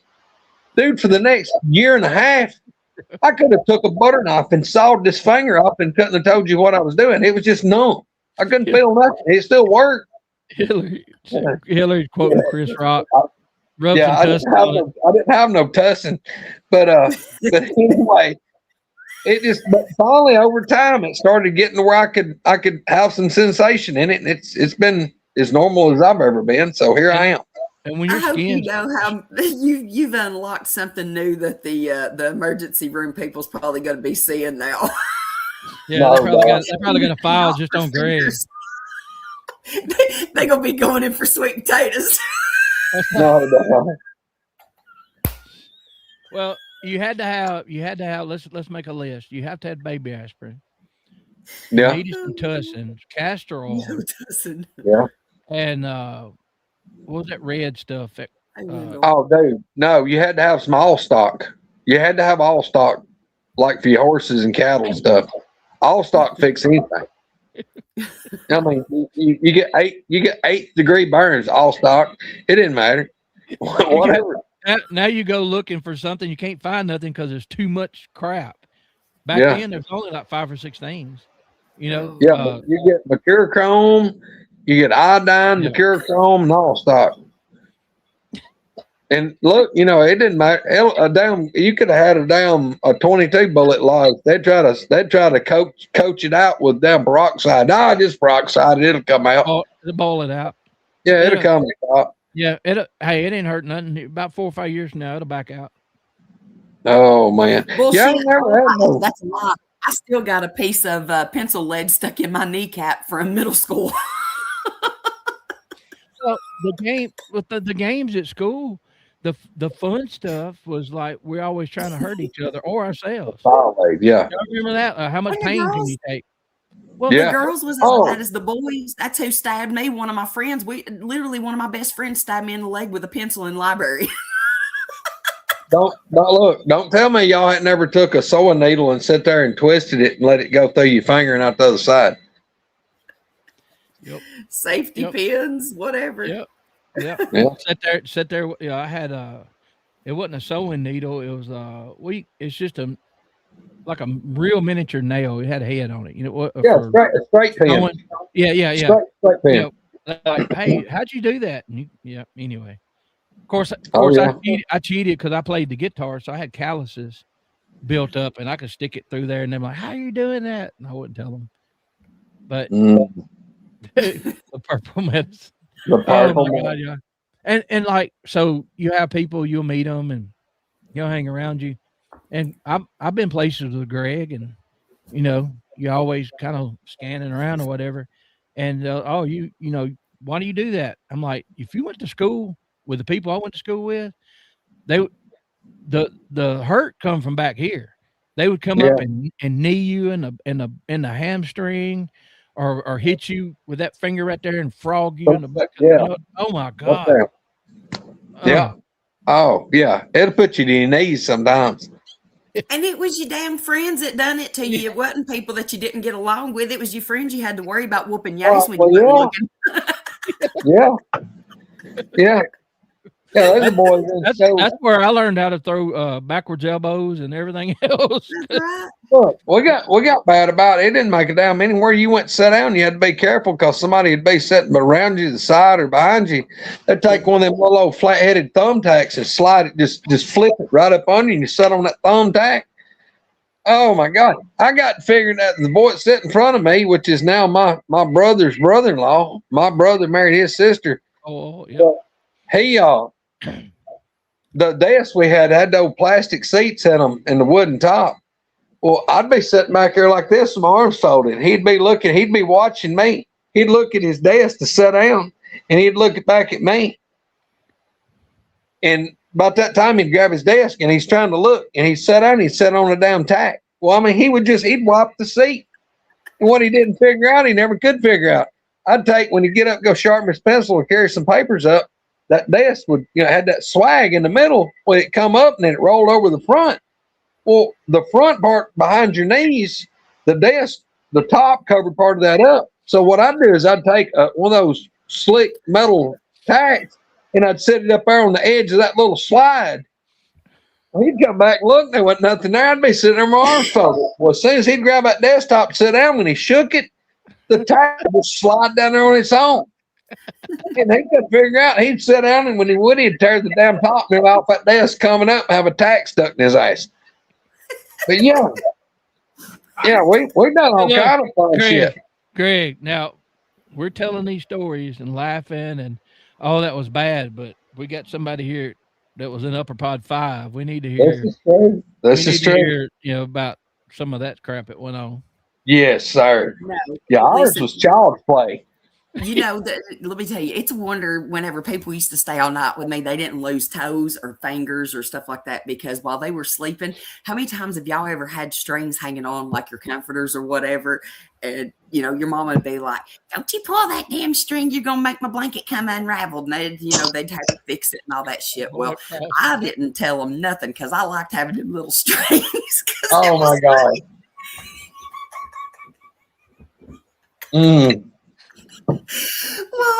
While my cousins or whoever would be asleep, I would tie those strings as tight as I could, like around their toes or their Oh my God. I had some cousins lost some toes because they lost blood circulation. He's all right. We just call him Johnny Nine Toes. I don't know how many times they would Good Lord. But here's the thing. they would get up to go to the bathroom and have that blanket tied to their foot. Face first on the wood floor. Here's the thing, y'all. When you made a conscious decision to play a practical joke like that, you knew it was coming back 10 times worse sometime. Oh, yeah. Yeah, it's coming home. It might be 2 years from now, and you didn't have a right to say anything. You know, you'd be sitting there trying to hold blood in and like, what did you do that for? You remember when you put that tack in my chair? Yeah. Oh, look. Don't think I had a tack stuck in my ass cheek. Yeah. I know what it feels like. I know. Yes, sir. Because when your weight's going down and you feel it, but you can't stop. And then when you hit bottom, you bounce off the seat and come up, and I don't care what's in the way, it's destroyed because you're trying to get. Yeah. I've had them put Legos and anything they could find. Stick me on the damn top bunk, take the ladder, and leave the lights off, and you go to jump down to go to the bathroom, and it's like you hit that shit. There ain't no coming back from it. What you hear? Son, they had no mercy. A bunch of damn. Look, you could have took a 5-gallon bucket of Legos and stopped the barefoot Persian army. Yeah, or they'd throw down damn Lincoln logs and you'd slip on them some bitches and bust Oh. There's so much that went on. It's hard to remember all of it because it was when you grow up with a bunch of cousins. Hell, I don't know if we're traumatized or just makes you tougher. Roger, look, we used to fight over them big wide rubber bands, not the big jump bands, but the normal size ones. Them that's about 3 times as wide, and roll up them paper hornets. You know, roll that paper up real tight and then fold it like a U and draw it back. Son, look, I could have put your eyeball out from 50 feet one of them hornets. Oh man, I had a teacher. I don't know if I told this or not. I had a teacher. He'd fall asleep every now and then. He always kept a styrofoam cup of coffee, and he fell asleep one day like Jeffrey. And he was leaning back like that, and his mouth was open. And I was sitting in the back of the class. And I had rubber bands. I was shooting paper wads.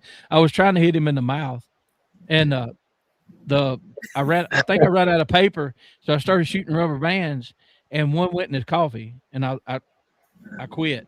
He woke up. He looked around. He took a big drink of that coffee. That rubber band went in his mouth. Oh my God! He was spitting in a coffin. He didn't know. That was a bad dude though, because he ended up, I think, going to prison later. I'm not going to tell that one because Hillary, you can't make this shit up. I'm telling you. Hey, my old teachers, I don't know too many that's left. How many times have y'all had to literally sit by yourself? It was always like you had to either sit with one of the cardboard things around you in front of you where you wasn't allowed to look at nobody or talk to nobody, or they would stick you out in the hallway, or I'd have to stand in the lunchroom. They would pull me from lunch. Now you're allowed to talk at lunch, and I'd still get pulled. Made to go stand against the wall with a tray of food. Look, Roger. We had a rule we couldn't talk at lunch, and guess who would get? I forget about it, and the next thing I know, in the principal's office. Misty's basically she's admitting she was in solitary. Yeah, all the time. Mm. I mean, I don't know how many times I had to go out in the hall or walk to the principal's office with a note. separate, that wouldn't let me sit with my friends. I finally had to learn to keep my mouth shut. That was the hardest thing forever. That's why I hated it being there. 'Cause we were always laughing. I mean, you can make a joke out of anything. Yeah. Look, we come up through the generation of you either get tough or die. Yeah. There's been a lot of times I thought the latter was about to happen. I mean, Yeah. Oh, and then just surviving. I mean, I couldn't believe somebody was dumb enough to hand me a piece of paper that allowed me to drive at 16 years old. Yeah. You know what I mean? It's like, no, oh, don't be driving fast. All right. Yeah. Yeah. Did y'all take driver's ed in high school? Yeah, I took driver's ed. My daddy taught me how to cut donuts at 6 years old. Oh, Uncle Daryl taught me how to drive in old daggone hayfield in a little Pinto when I think I was like 7 or 8. A straight shift. That's how I learned how to drive. It wasn't sky blue, was it? Because I had one like that. I think it was like shit brown. I may be wrong. Oh my! They had that color too. Little old daggone rabbit or Pinto or something. I think it was a Pinto.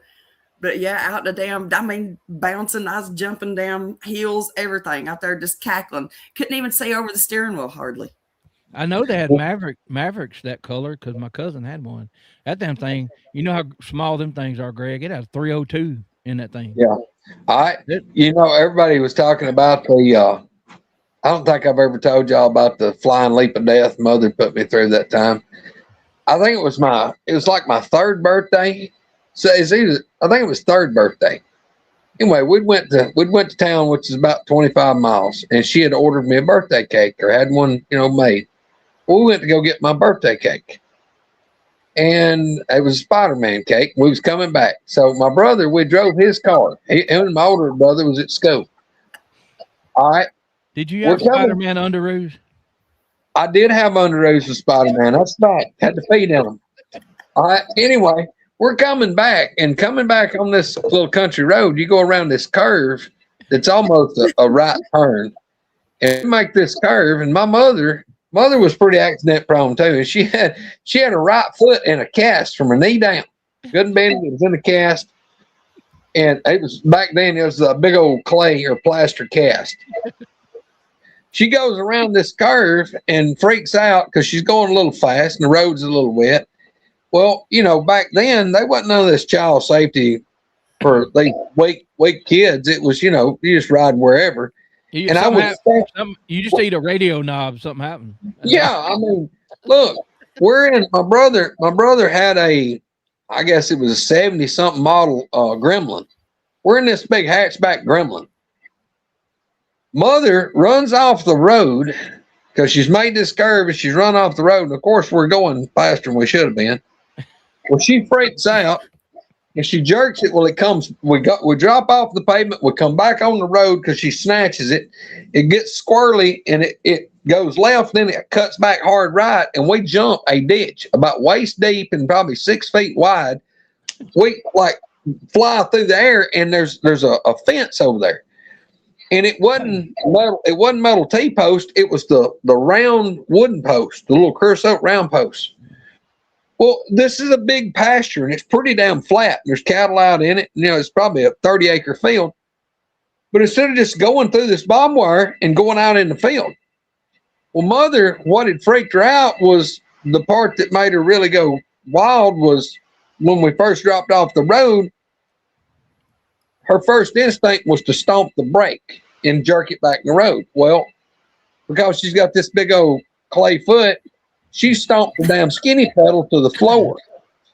Well, this little Maverick in all its glory is running wide open, and we go to the left, go back to the right, jump the ditch, and instead of just going through the fence and out in this field in this grass and mud and slowing down and stopping, or realizing, hey, the engine's wide open, and I'm stomping the gas. Oh, no.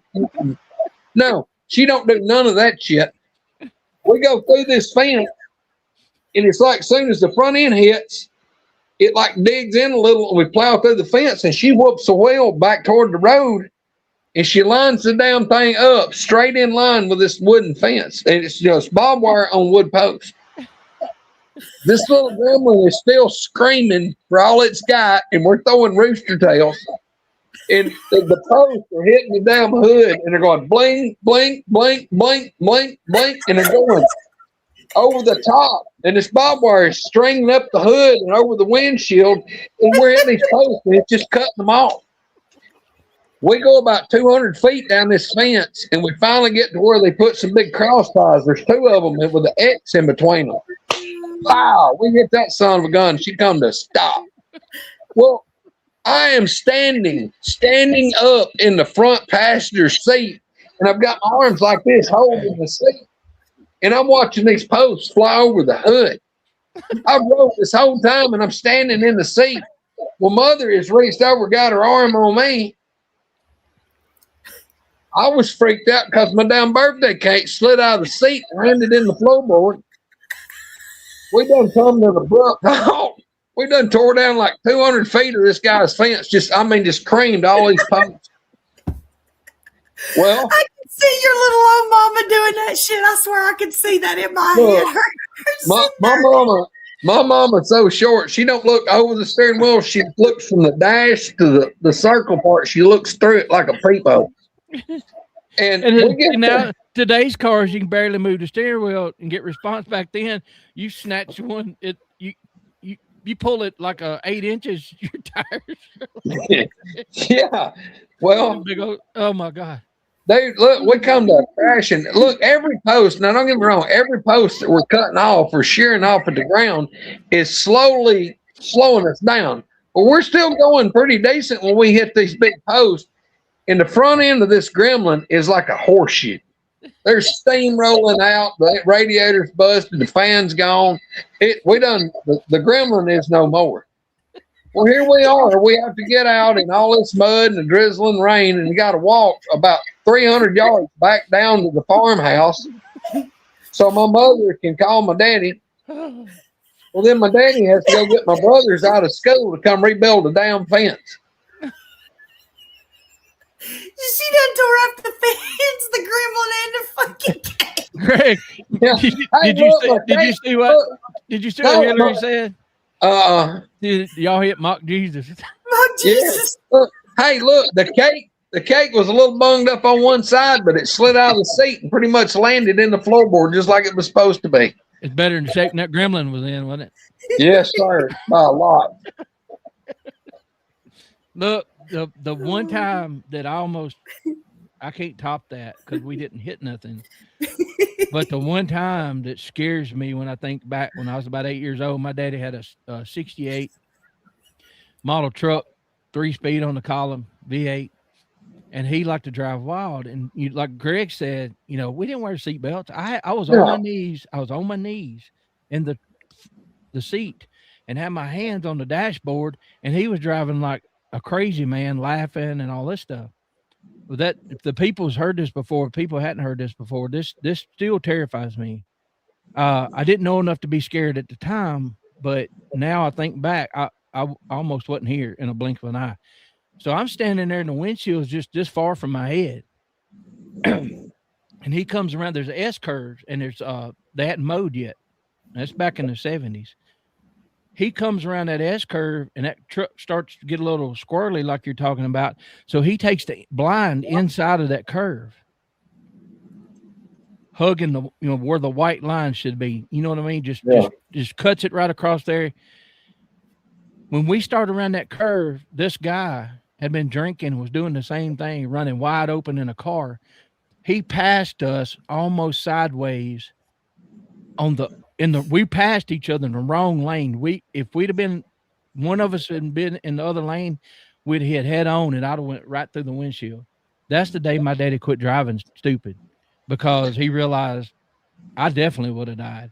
But I was like, I just looked back at the car like that, and the color went out of him, like he knew.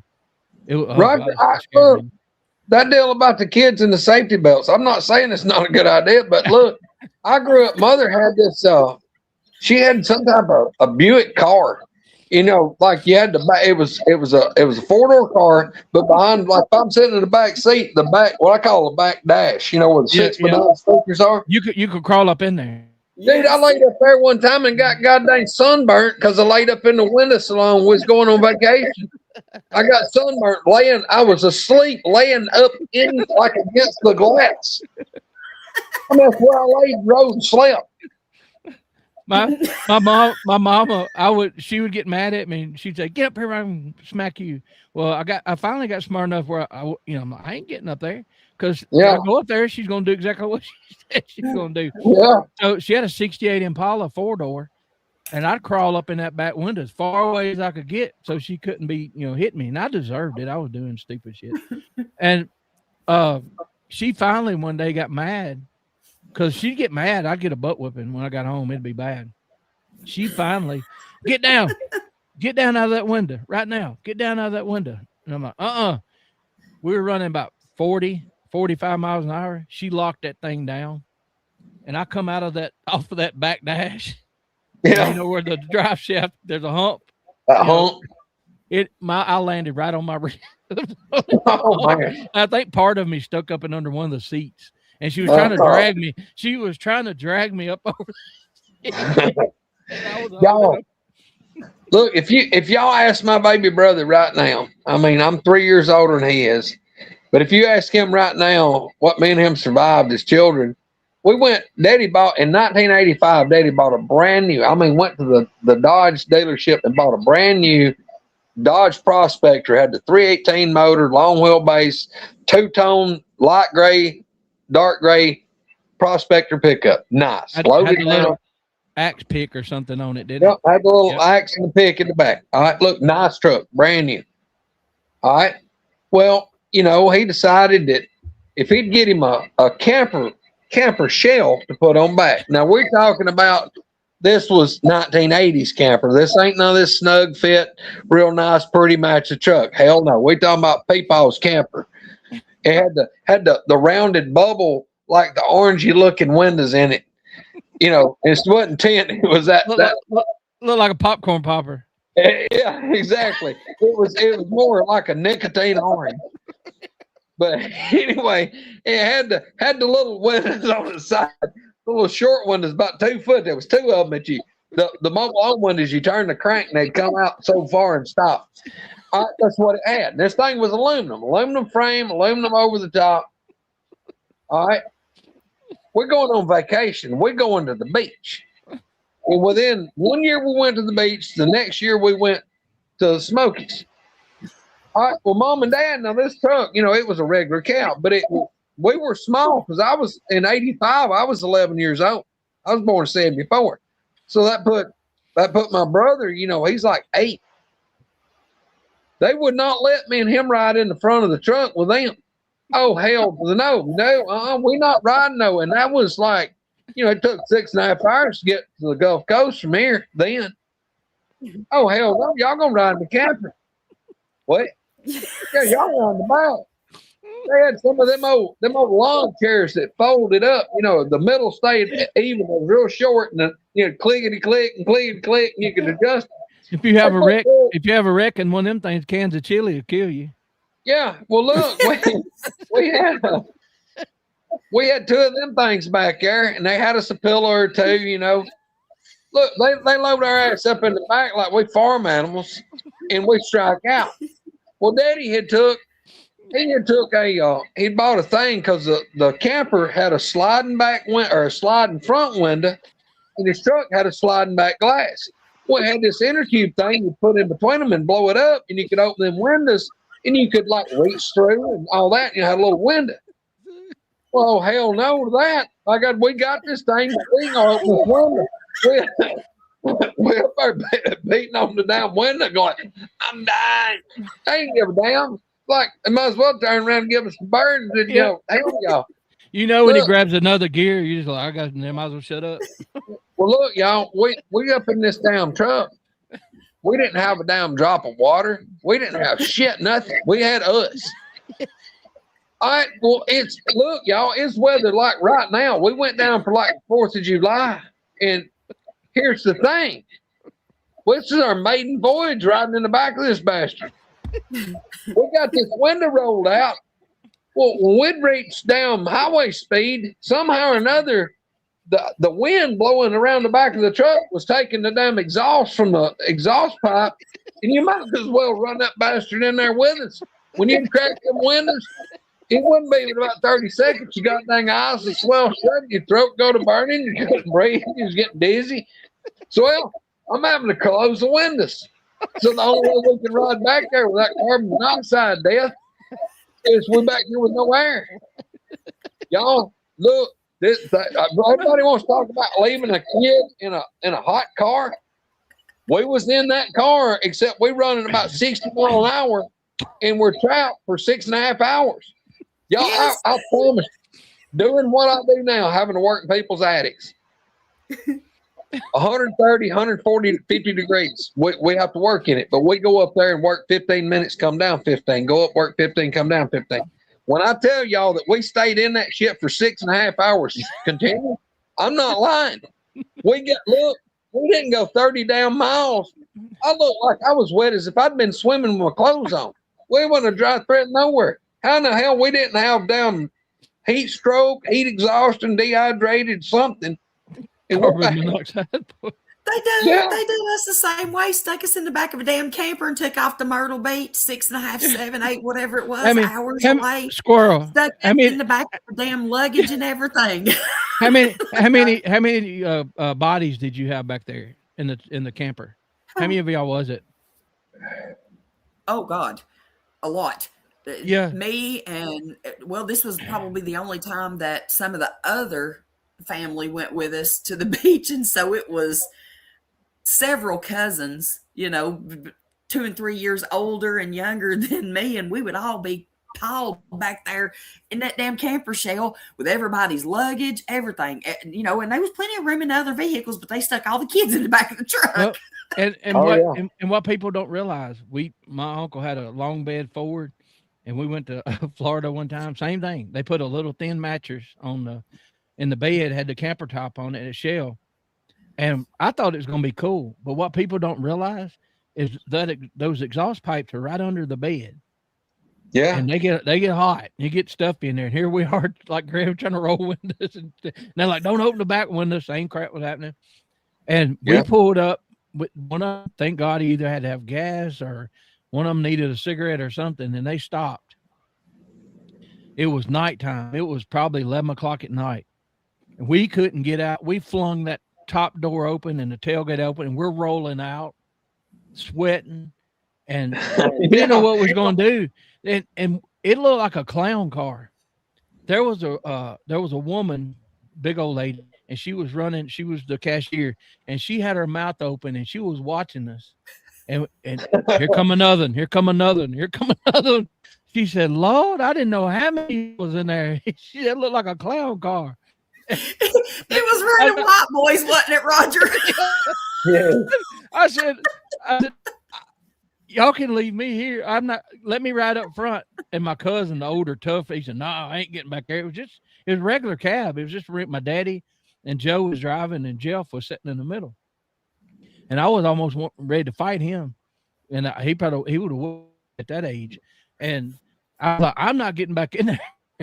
I said, it's hotter than my mama. They went in there and they got in the suitcases and got towels and wash rags and went to the bathroom and wet them. We're wiping. Oh my God! If y'all had wrecked or we'd have wrecked or Misty, it'd have been horrible. We'd have died. We'd have scattered all over the place. I'm like you. All it would have took was one little damn suitcase that took us out. Yeah, but y'all we suffered through that. We had to ride that way going up there and coming back. And then when we went to the mountains, the temperature wasn't as bad going up there to the mountains, but it was still hot. But that trip to the beach in the middle of the summer, y'all, how in the world? It wasn't nothing but the grace of the good Lord that kept me and him both from being dead as a damn biscuit time we got there. The only thing that saved us was we went at night, and my mama told him we're going to, when we leave, we're coming back at night because we didn't have it as bad as y'all did, but it's probably still 88 degrees high humidity, and then you got that exhaust right up under the bed, and that mattress was, I don't know where they got it. And You know, we didn't have to ask to go on vacation with us anymore. But we had, and that's the first time.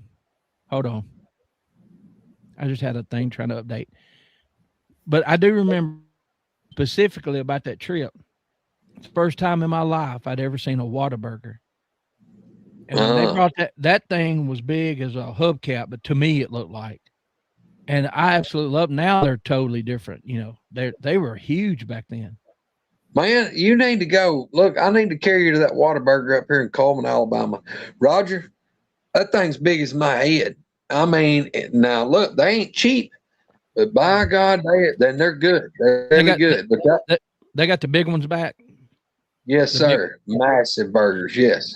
Well, they built one over here in Columbia. It's about 20 miles from me. So Peyton, he never had a Whataburger. This kind of stuff we used to do. I looked up on the map back then. Now you can go to Fayetteville. You know where the Miracle Mile, where the lottery stuff is, right there on 431. Just across the line, there's a Whataburger. But the closest Whataburger at that time was like northeast Birmingham, and I could take back roads like 431, go through Gunnersville and all that, and then and we drove back roads. It took us 3 or 4 hours to get there. And when we got there, I can't remember if this is when me and Heather went, but there was a lady. We pulled up. We was in Alabama, and we pulled up, and there was 2 ladies sitting outside under the umbrella, and one of them had the prettiest parrot, red, blue, and it was sitting there. She was feeding it French fries. I wanted to go over and talk to it, but no. Anyway, man, that's the reason I was laughing the whole time. I knew you was in the daytime heat. Yeah. And that's the only thing that saved us. And y'all, I shouldn't tell this, but I am. So there was me, Jeff, but he was up front, and maybe 3 more, at least 2 more cousins, boys. And we were looking out one of the windows, and this car load, the guy driving and 2 women, they was probably in their mid-20s. And the one on the passenger side, we just kind of was waving at people, being country nice, you know. Yeah. She flashed us. Really? And we about beat the back window, telling them to speed up. Mom was like slapping me on the shoulders. Stop it. We were wanting to catch back up. My mama, she knew she was going to have trouble out of me. We used to do at the truck drivers because they couldn't never catch us. We'd get them on the interstate because you know how damn truck driver. I'm sorry, y'all, if you're a truck driver, but you know y'all are. I've heard stories. They've seen some stuff. We do it coming from school with me and a bunch of my girlfriends or whatever. Hell, even some of the dudes, we'd get the guys in on it too. Who would be coming home from school or going or whatever, and you know. And they'd try to catch you, and you just haul ass. And it's like, we used to do some mean shit. So have you whipping down the highway? I saw a thing on a Gen X, where on TikTok they're talking about how we grew up, like we're talking about now. Yeah. And this one guy said, I know today's kids are raised soft because I ain't seen nobody moon somebody from a school bus in 20 years. Well, God dang thing about it now, you do something like that, you're going to prison. Yeah. Oh, yeah, no kidding. We used to get up behind the school bus and some of our buddies that had to ride the bus, and we'd do shit like that just back and forth in the car and never got in trouble for it. And yeah, now you'd be in bad trouble now. Well, here's the thing. Kids can't have no fun. Our generations, Misty, Misty is an honorary Generation X. Yeah, I don't fall into that category, y'all. Yeah. But I'm going to tell you right now, I was literally raised just like a Gen X. I mean, 100%. Me and Roger's done stamped your card. We're taking you under the you were approved quickly, but I forgot what I was going to say. I know what I was going to say. So. This happened at our school. There was about 3 grades there. It was so bad. When we left middle school, it happened. when we left high school, it happened. And I had guys that were like freshmen when we were seniors talk to me later, and they're like, "Man, we hated y'all." I said, "Why?" He said, "Because after y'all left, they got so strict on us because y'all did so much stuff. They changed like the whole rule book for us, and it got bad." And so I guess we all did stuff, and maybe that's why, some of the parents, kind of, and there's nothing wrong with protecting your kids, and look, a lot of these stories we're telling y'all, I mean, we could have been hurt bad or not be here, and I understand it, but Oh yeah. it's totally different. I mean, it seems like the practical jokes and the trouble is way meaner now. When it happens, it's bad. But no, we all had a sense of humor though. We could take it. We could dish it out and take it. That's the difference though, Roger. Back then we done shit just for meanness. It wasn't for views on social media, and that's what people do now. Yeah. We just done it just because we were all assholes. I mean, Greg, we done it for free. Greg and Misty, if we'd have had 12 years old up, it would have been over. It would have been bad.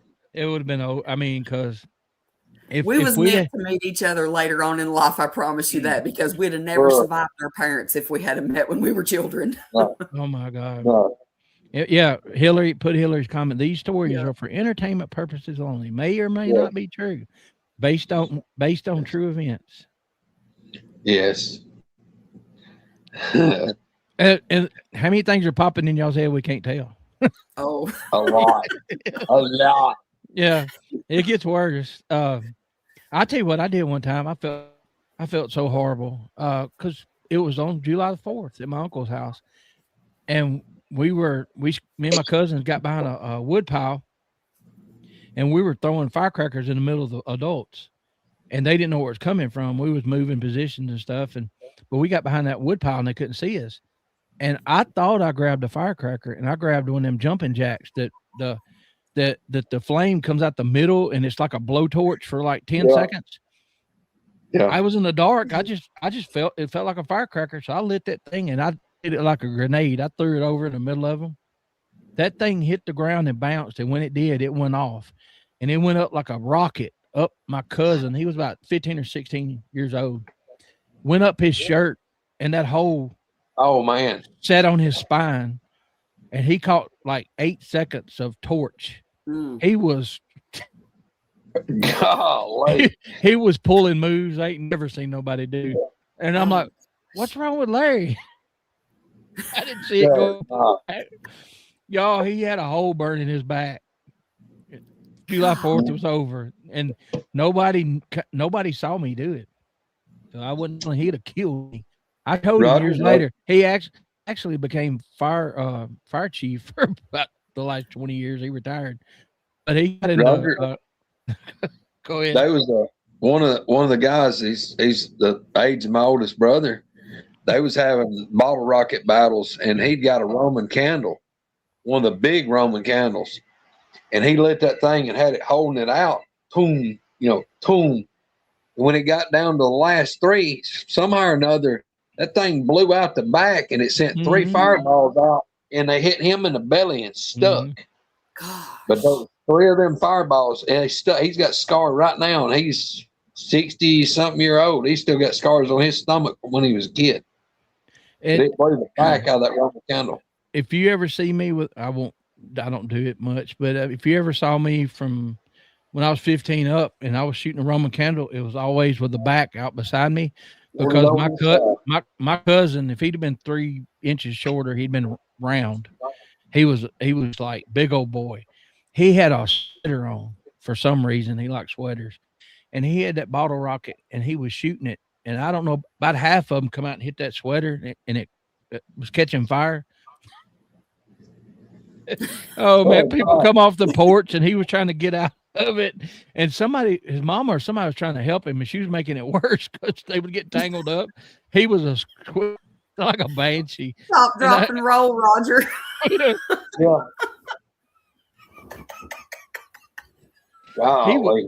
He's not with us anymore, that is the meanest human being I ever met in my life. You talking about? He got in trouble. That he would eat certain things so he would be gassy. And he would wait. He would hold it. And he would wait till you got you in a car or whatever. His mama said, oh, she smoked a lot. She said, "Oh my God, I got the worst phone call ever, Patsy." What happened? And they called him Goo Goo. She said, "A damn Goo Goo." Said the principal called me and said I was going to start taking him to school. And well, wow, what'd he do? Did he get in a fight or no? I said, no. No, he didn't, but he can't ride the bus anymore. Well, what did he do? He said, Miss Ballinger, I really don't know how to say this. Well, what did he do? She knew he was meaner than hell, so is that something bad, you know? Said, apparently he saves his gas till he gets on the bus. And Mama, and she would tell a story, and I was laughing because I knew when Goo Goo got a certain look on his face, you better get the hell out of there. He would grin, and he looked like Pennywise. He'd get this look on his face. Oh, here it comes.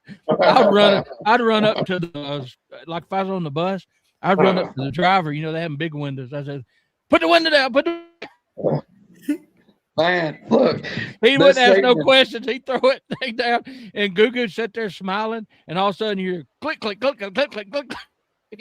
People hanging their head. Y'all, it was horrible. Now I've had, you know, I've done it myself, you know, and it about make you sick. You know, it's rough. But his brother could do the same thing. And what they would do, it would sit there and do the same thing. They had an A-frame house, and their bedroom was up there by the windows in a little room. And they would plan it, and they would eat pickled eggs and all this stuff all day long. And they'd sit in there, and they'd put stuff around the door, and they'd keep it all in there, and they'd do it, just keep doing it and get giggling and gagging and stuff, and then call their mama in there, like, "Mama, come here." They were terrible. Oh my God. I don't think that's quite fair that literally he got kicked off the bus for just shitting on somebody. We had a little boy that used to shit on himself every day. And I'm not talking just farting on you. The little boy would crap his pants every day, and I'd have to go through and put down every window on that daggone bus. Oh, hey. I don't care how much I bitched about it. He never got kicked off the bus. Audrey, what I'm laughing about is this evening, Abby and Wanda was here, and my brother Lynn and his wife was here. And Abby, she come over and sat in the chair, and she sat over here on the side of the recliner with me. And my brother was laughing. He told Abby, he said if you'd been around Grandpa's house, said you wouldn't be doing that like that. She's like, what? And I had forgot about it because my grandpa, he died in 90. This is Aunt Herbie's dad. We called him Pop, but Pop he'd get you when he was a kid. He'd get you over in the chair with him. He'd put his arm around you, and he'd like squeeze you, like hug you. And while he was hugging you, he would fart, and he wouldn't turn you loose. He'd hold you in it.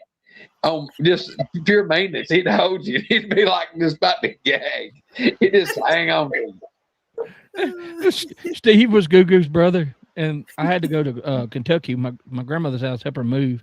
And it was like 7 inches of snow. It was colder than crap. And we laughed all the way up there.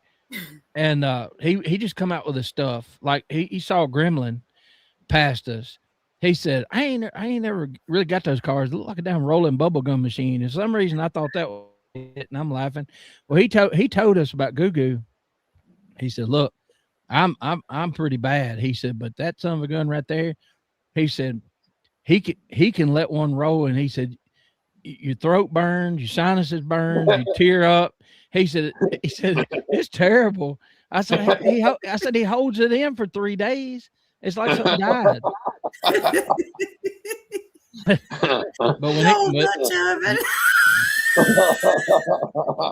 I finally learned that look. I always kept an eye on Goo Goo. And look, that ain't the meanest. I mean, he was mean. He would don't pull it. I learned that early.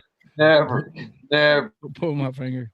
Oh man, y'all. And my daddy, up to the day he died, he had a great sense of humor, but it would irritate me because the the funniest stuff you could get him crying laughing about was body functions. You know what I mean? You could do something and he just thought it was the funniest thing ever.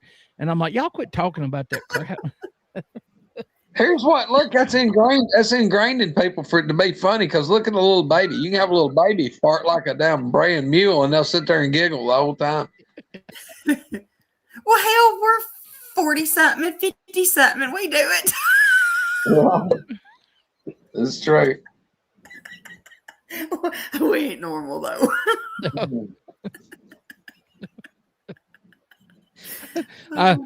That's what I love about having 2 dogs.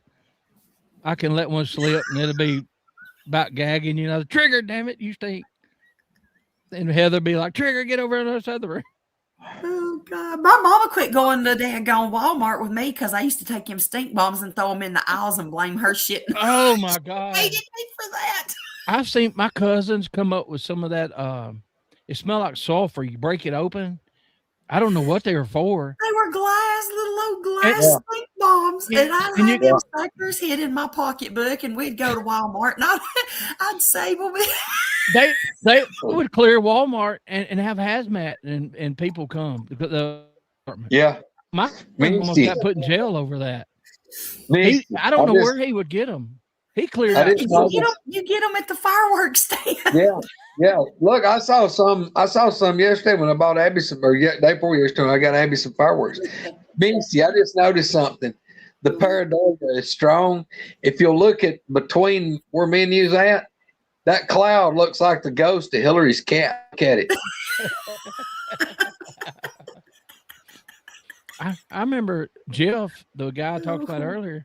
He figured out he could get them and he could take the teacher's seat and pick it up and just slide it under and ease it back down and not break it. But when she sat in it, it would break. Finally caught him. Oh my God. You have to get off here.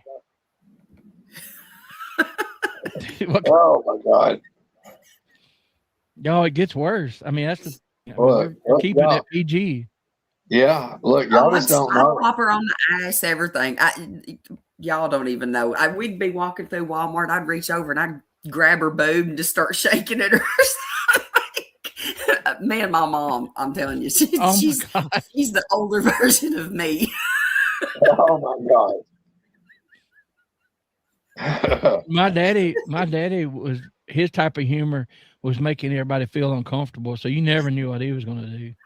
Look, you know what I mean? I'm just going to tell y'all, our parents would have never let us hung out when we was teenagers. No. No. Well, for a little while until they had to come get us a few times. Yeah, that's great. Oh, but man. y'all, now, unlike Misty, she went inside the city limits, it sounded like. Yeah. We would do stuff for, you're as far out away from town as you could get a lot of times. Mm-hmm. Look, I had to play where I could play, Roger. I know, I understand. I ain't saying nothing about it. It's just Oh, it might be why you was in Upper Pod 5. That's right, Hillary. Yeah. No, she wasn't in Upper Pod 5. She run Upper Pod 5. That's right. That's right. Well, hey, and the our schools are like the jails. You went to school, you learned more fun stuff to do. It's like, what'd you do this weekend? Why don't you have any eyebrows? What happened to you? Why you did a broke arm? Top class or welding or something out in like one of the, we called them like building 8. So I don't know what y'all called them. Yeah. No, we didn't use prison on our campus. So Metal Shop was in charge of the razor wire and the fixing the fences. Yeah. Exactly. Yeah. Well, just stuff like Yeah. the How many seniors times did you get out there building stuff that you weren't supposed to be doing for a grade? Yeah, I know. Yeah. We had guys that were older when I was a freshman in metal shop, and their thing was you'd be welding, learning how to weld, and being there, and they'd walk by and flip that thing on high frequency or whatever, and you go from welding to cutting just like that.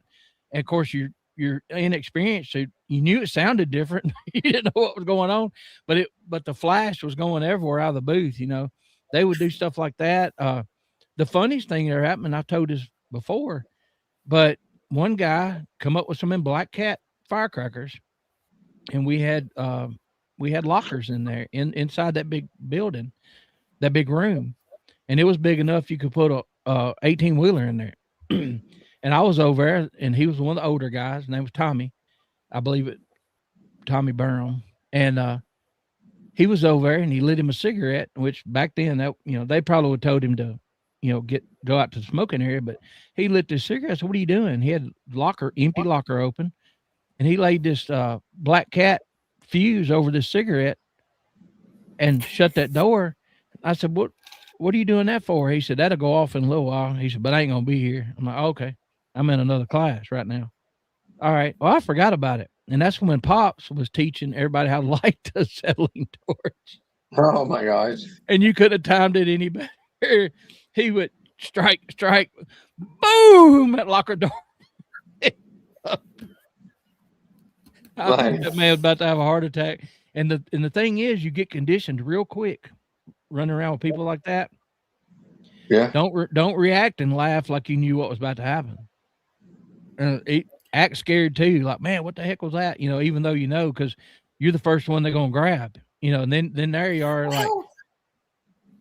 I know y'all done it too, buying extra packs or boxes of the daggone firecrackers or the M80s or the Black Cats or whatever, and you didn't use them all on 4th of July. You saved them suckers. You ordered them things and you used them throughout the year, and you made them last until the next 4th of July. Yeah. I stuck some in on grill one time whenever my dad was getting ready to light some charcoal, and I hit a pack of them up underneath the damn underneath the charcoals, and when he lit that shit, I got in trouble. God, I got in trouble. They even sold stuff for meanness. You remember those little things you could slip in a cigarette or a cigar? Yeah, and somebody would light it up and it blow up in their face. Yeah, it's all fun and games if somebody's digging down tobacco grounds out of your eyeballs. Yeah. But you could go. Kids these days, they can't have no damn fun. Yeah. Well, but they got to have down safe spaces. They might be better off than we are at our ages. They might not be as beat up, but that's what's wrong with them. Though a few of them needed to blow up a couple cigarettes. Yeah.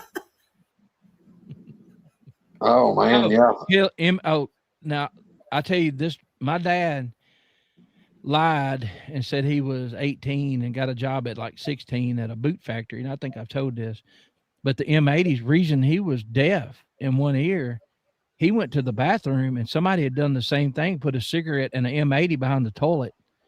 And he just happened to go in that stall. And while he was sitting there doing his business or hiding from work or whatever he was doing, this thing went off in that stall, busted the commode, and stuff went everywhere. And he was in there, blacked out and hit the floor. He woke up. He was hurting. And it damaged his hearing. But that happened at work. If you did that at work nowadays, you'd be in prison. Yeah, you need your butt stomped anyway. But he went to I think he was getting drafted for Vietnam, and they gave him a hearing test. And it was two things that happened. There was another guy in there. Well, they were like, "Mr. Williams, you can't hear nothing, can you?" He said, "Sir." We can't use you. And then one guy wanted to go, and he went through and passed everything in the physical and everything with flying colors. And he went to sign the piece of paper, and he was missing his trigger finger. They're like, "Whoa, wait a minute. You're missing your trigger finger." He said, "I can shoot with this one." He said, "No." He said, "Hell no, we don't need." He was all sad and everything. They sent him on his way. But I think my daddy had to walk back. He didn't have a ride back. He had to walk back from Nashville to Louisville. It was like 50 miles. Golly. Yeah. But anyway, he knew. He tried to tell him, he said, I can't hear nothing. But anyway, I'm going to hit the wall. Yeah, we're going to have to. I guess we better wrap it up. We've been on here almost 2.5 hours. Well, I get to laughing, so I'll be hurting tomorrow. Look how swollen my eyes are. Like Greg's fingers. Yeah. but that's a bad feeling when you're swelling and your skin feels like it's about to give away. That's I don't know. I've had a few I, things. I thought, honest to God, I thought my finger was going to explode. I thought it was going to pop. Did it get the tingling? Dude, yeah, it was like the pain. Once it swelled so far, it wasn't hurting so bad. It was just, it went numb. Like it corded off the nerve. You should just tied a string around it and been fine. Oh, Misty had plenty of string off her blanket. Or off her, I'll fix you up. yeah. Oh my God. she probably had the same covers I had. I remember the little knots on it and had strings hanging off of it. And Yes. white, Old yep. ice comforters. Yeah. Man, that brings back memories. One of my babysitters, she was old, and I didn't want to go, and she had real feather beds. Yeah. And I got up in that bed, and I think I don't know if I ever quit sinking or not. I don't know if I ever hit the bottom, but it was like I was down in it, and that was the most comfortable bed I ever slept in. Yeah. Well, y'all, we have another night. We're gonna try to have a guest and go over actual topics instead of us just introducing y'all to our craziness. So Yeah, we can only tell so much. yeah, we got to keep some of it. Don't kind of. Yeah, for self-incrimination, we can't expose everything. And I never did anything like super illegal.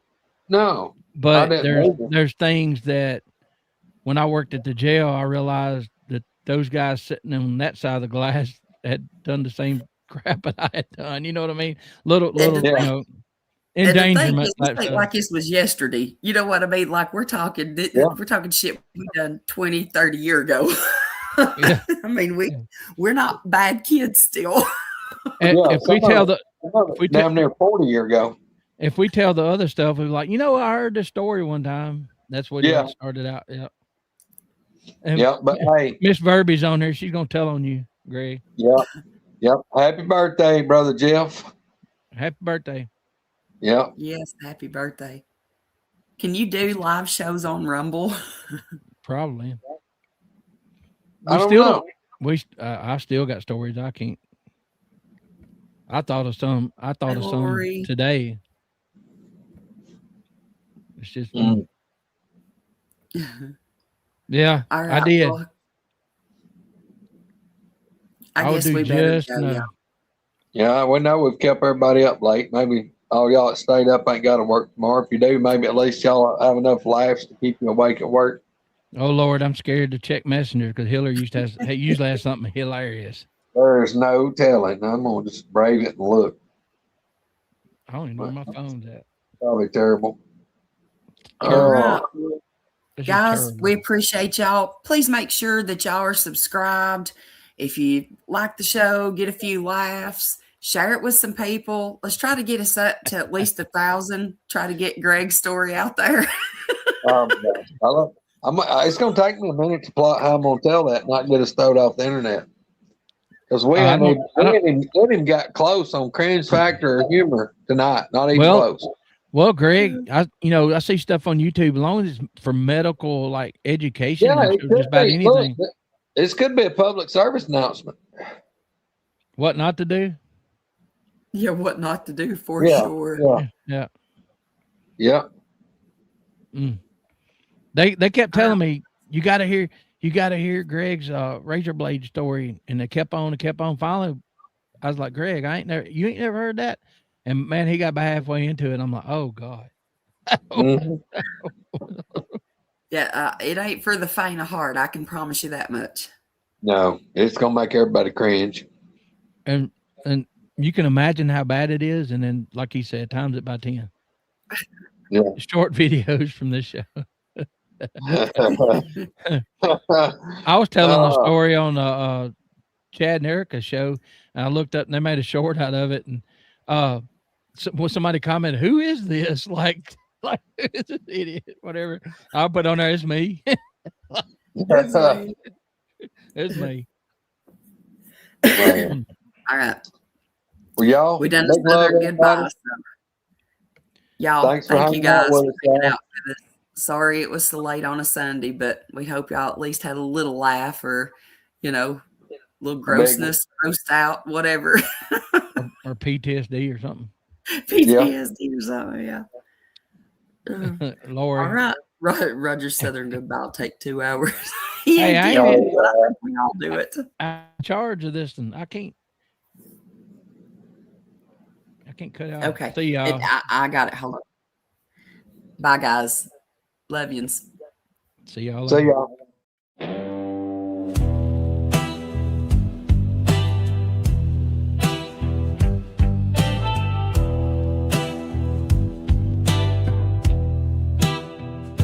The saxophone weeps a lonely blues down on a street with nothing to lose. Saw a flash of fangs in the alley's grind. Someone's running out of precious time. There's a heavy breathing neath your bed, filled with all the things your mama dreads. Your city sleeps, but the fear is deep, and we're the only promise they can keep. Hear the call.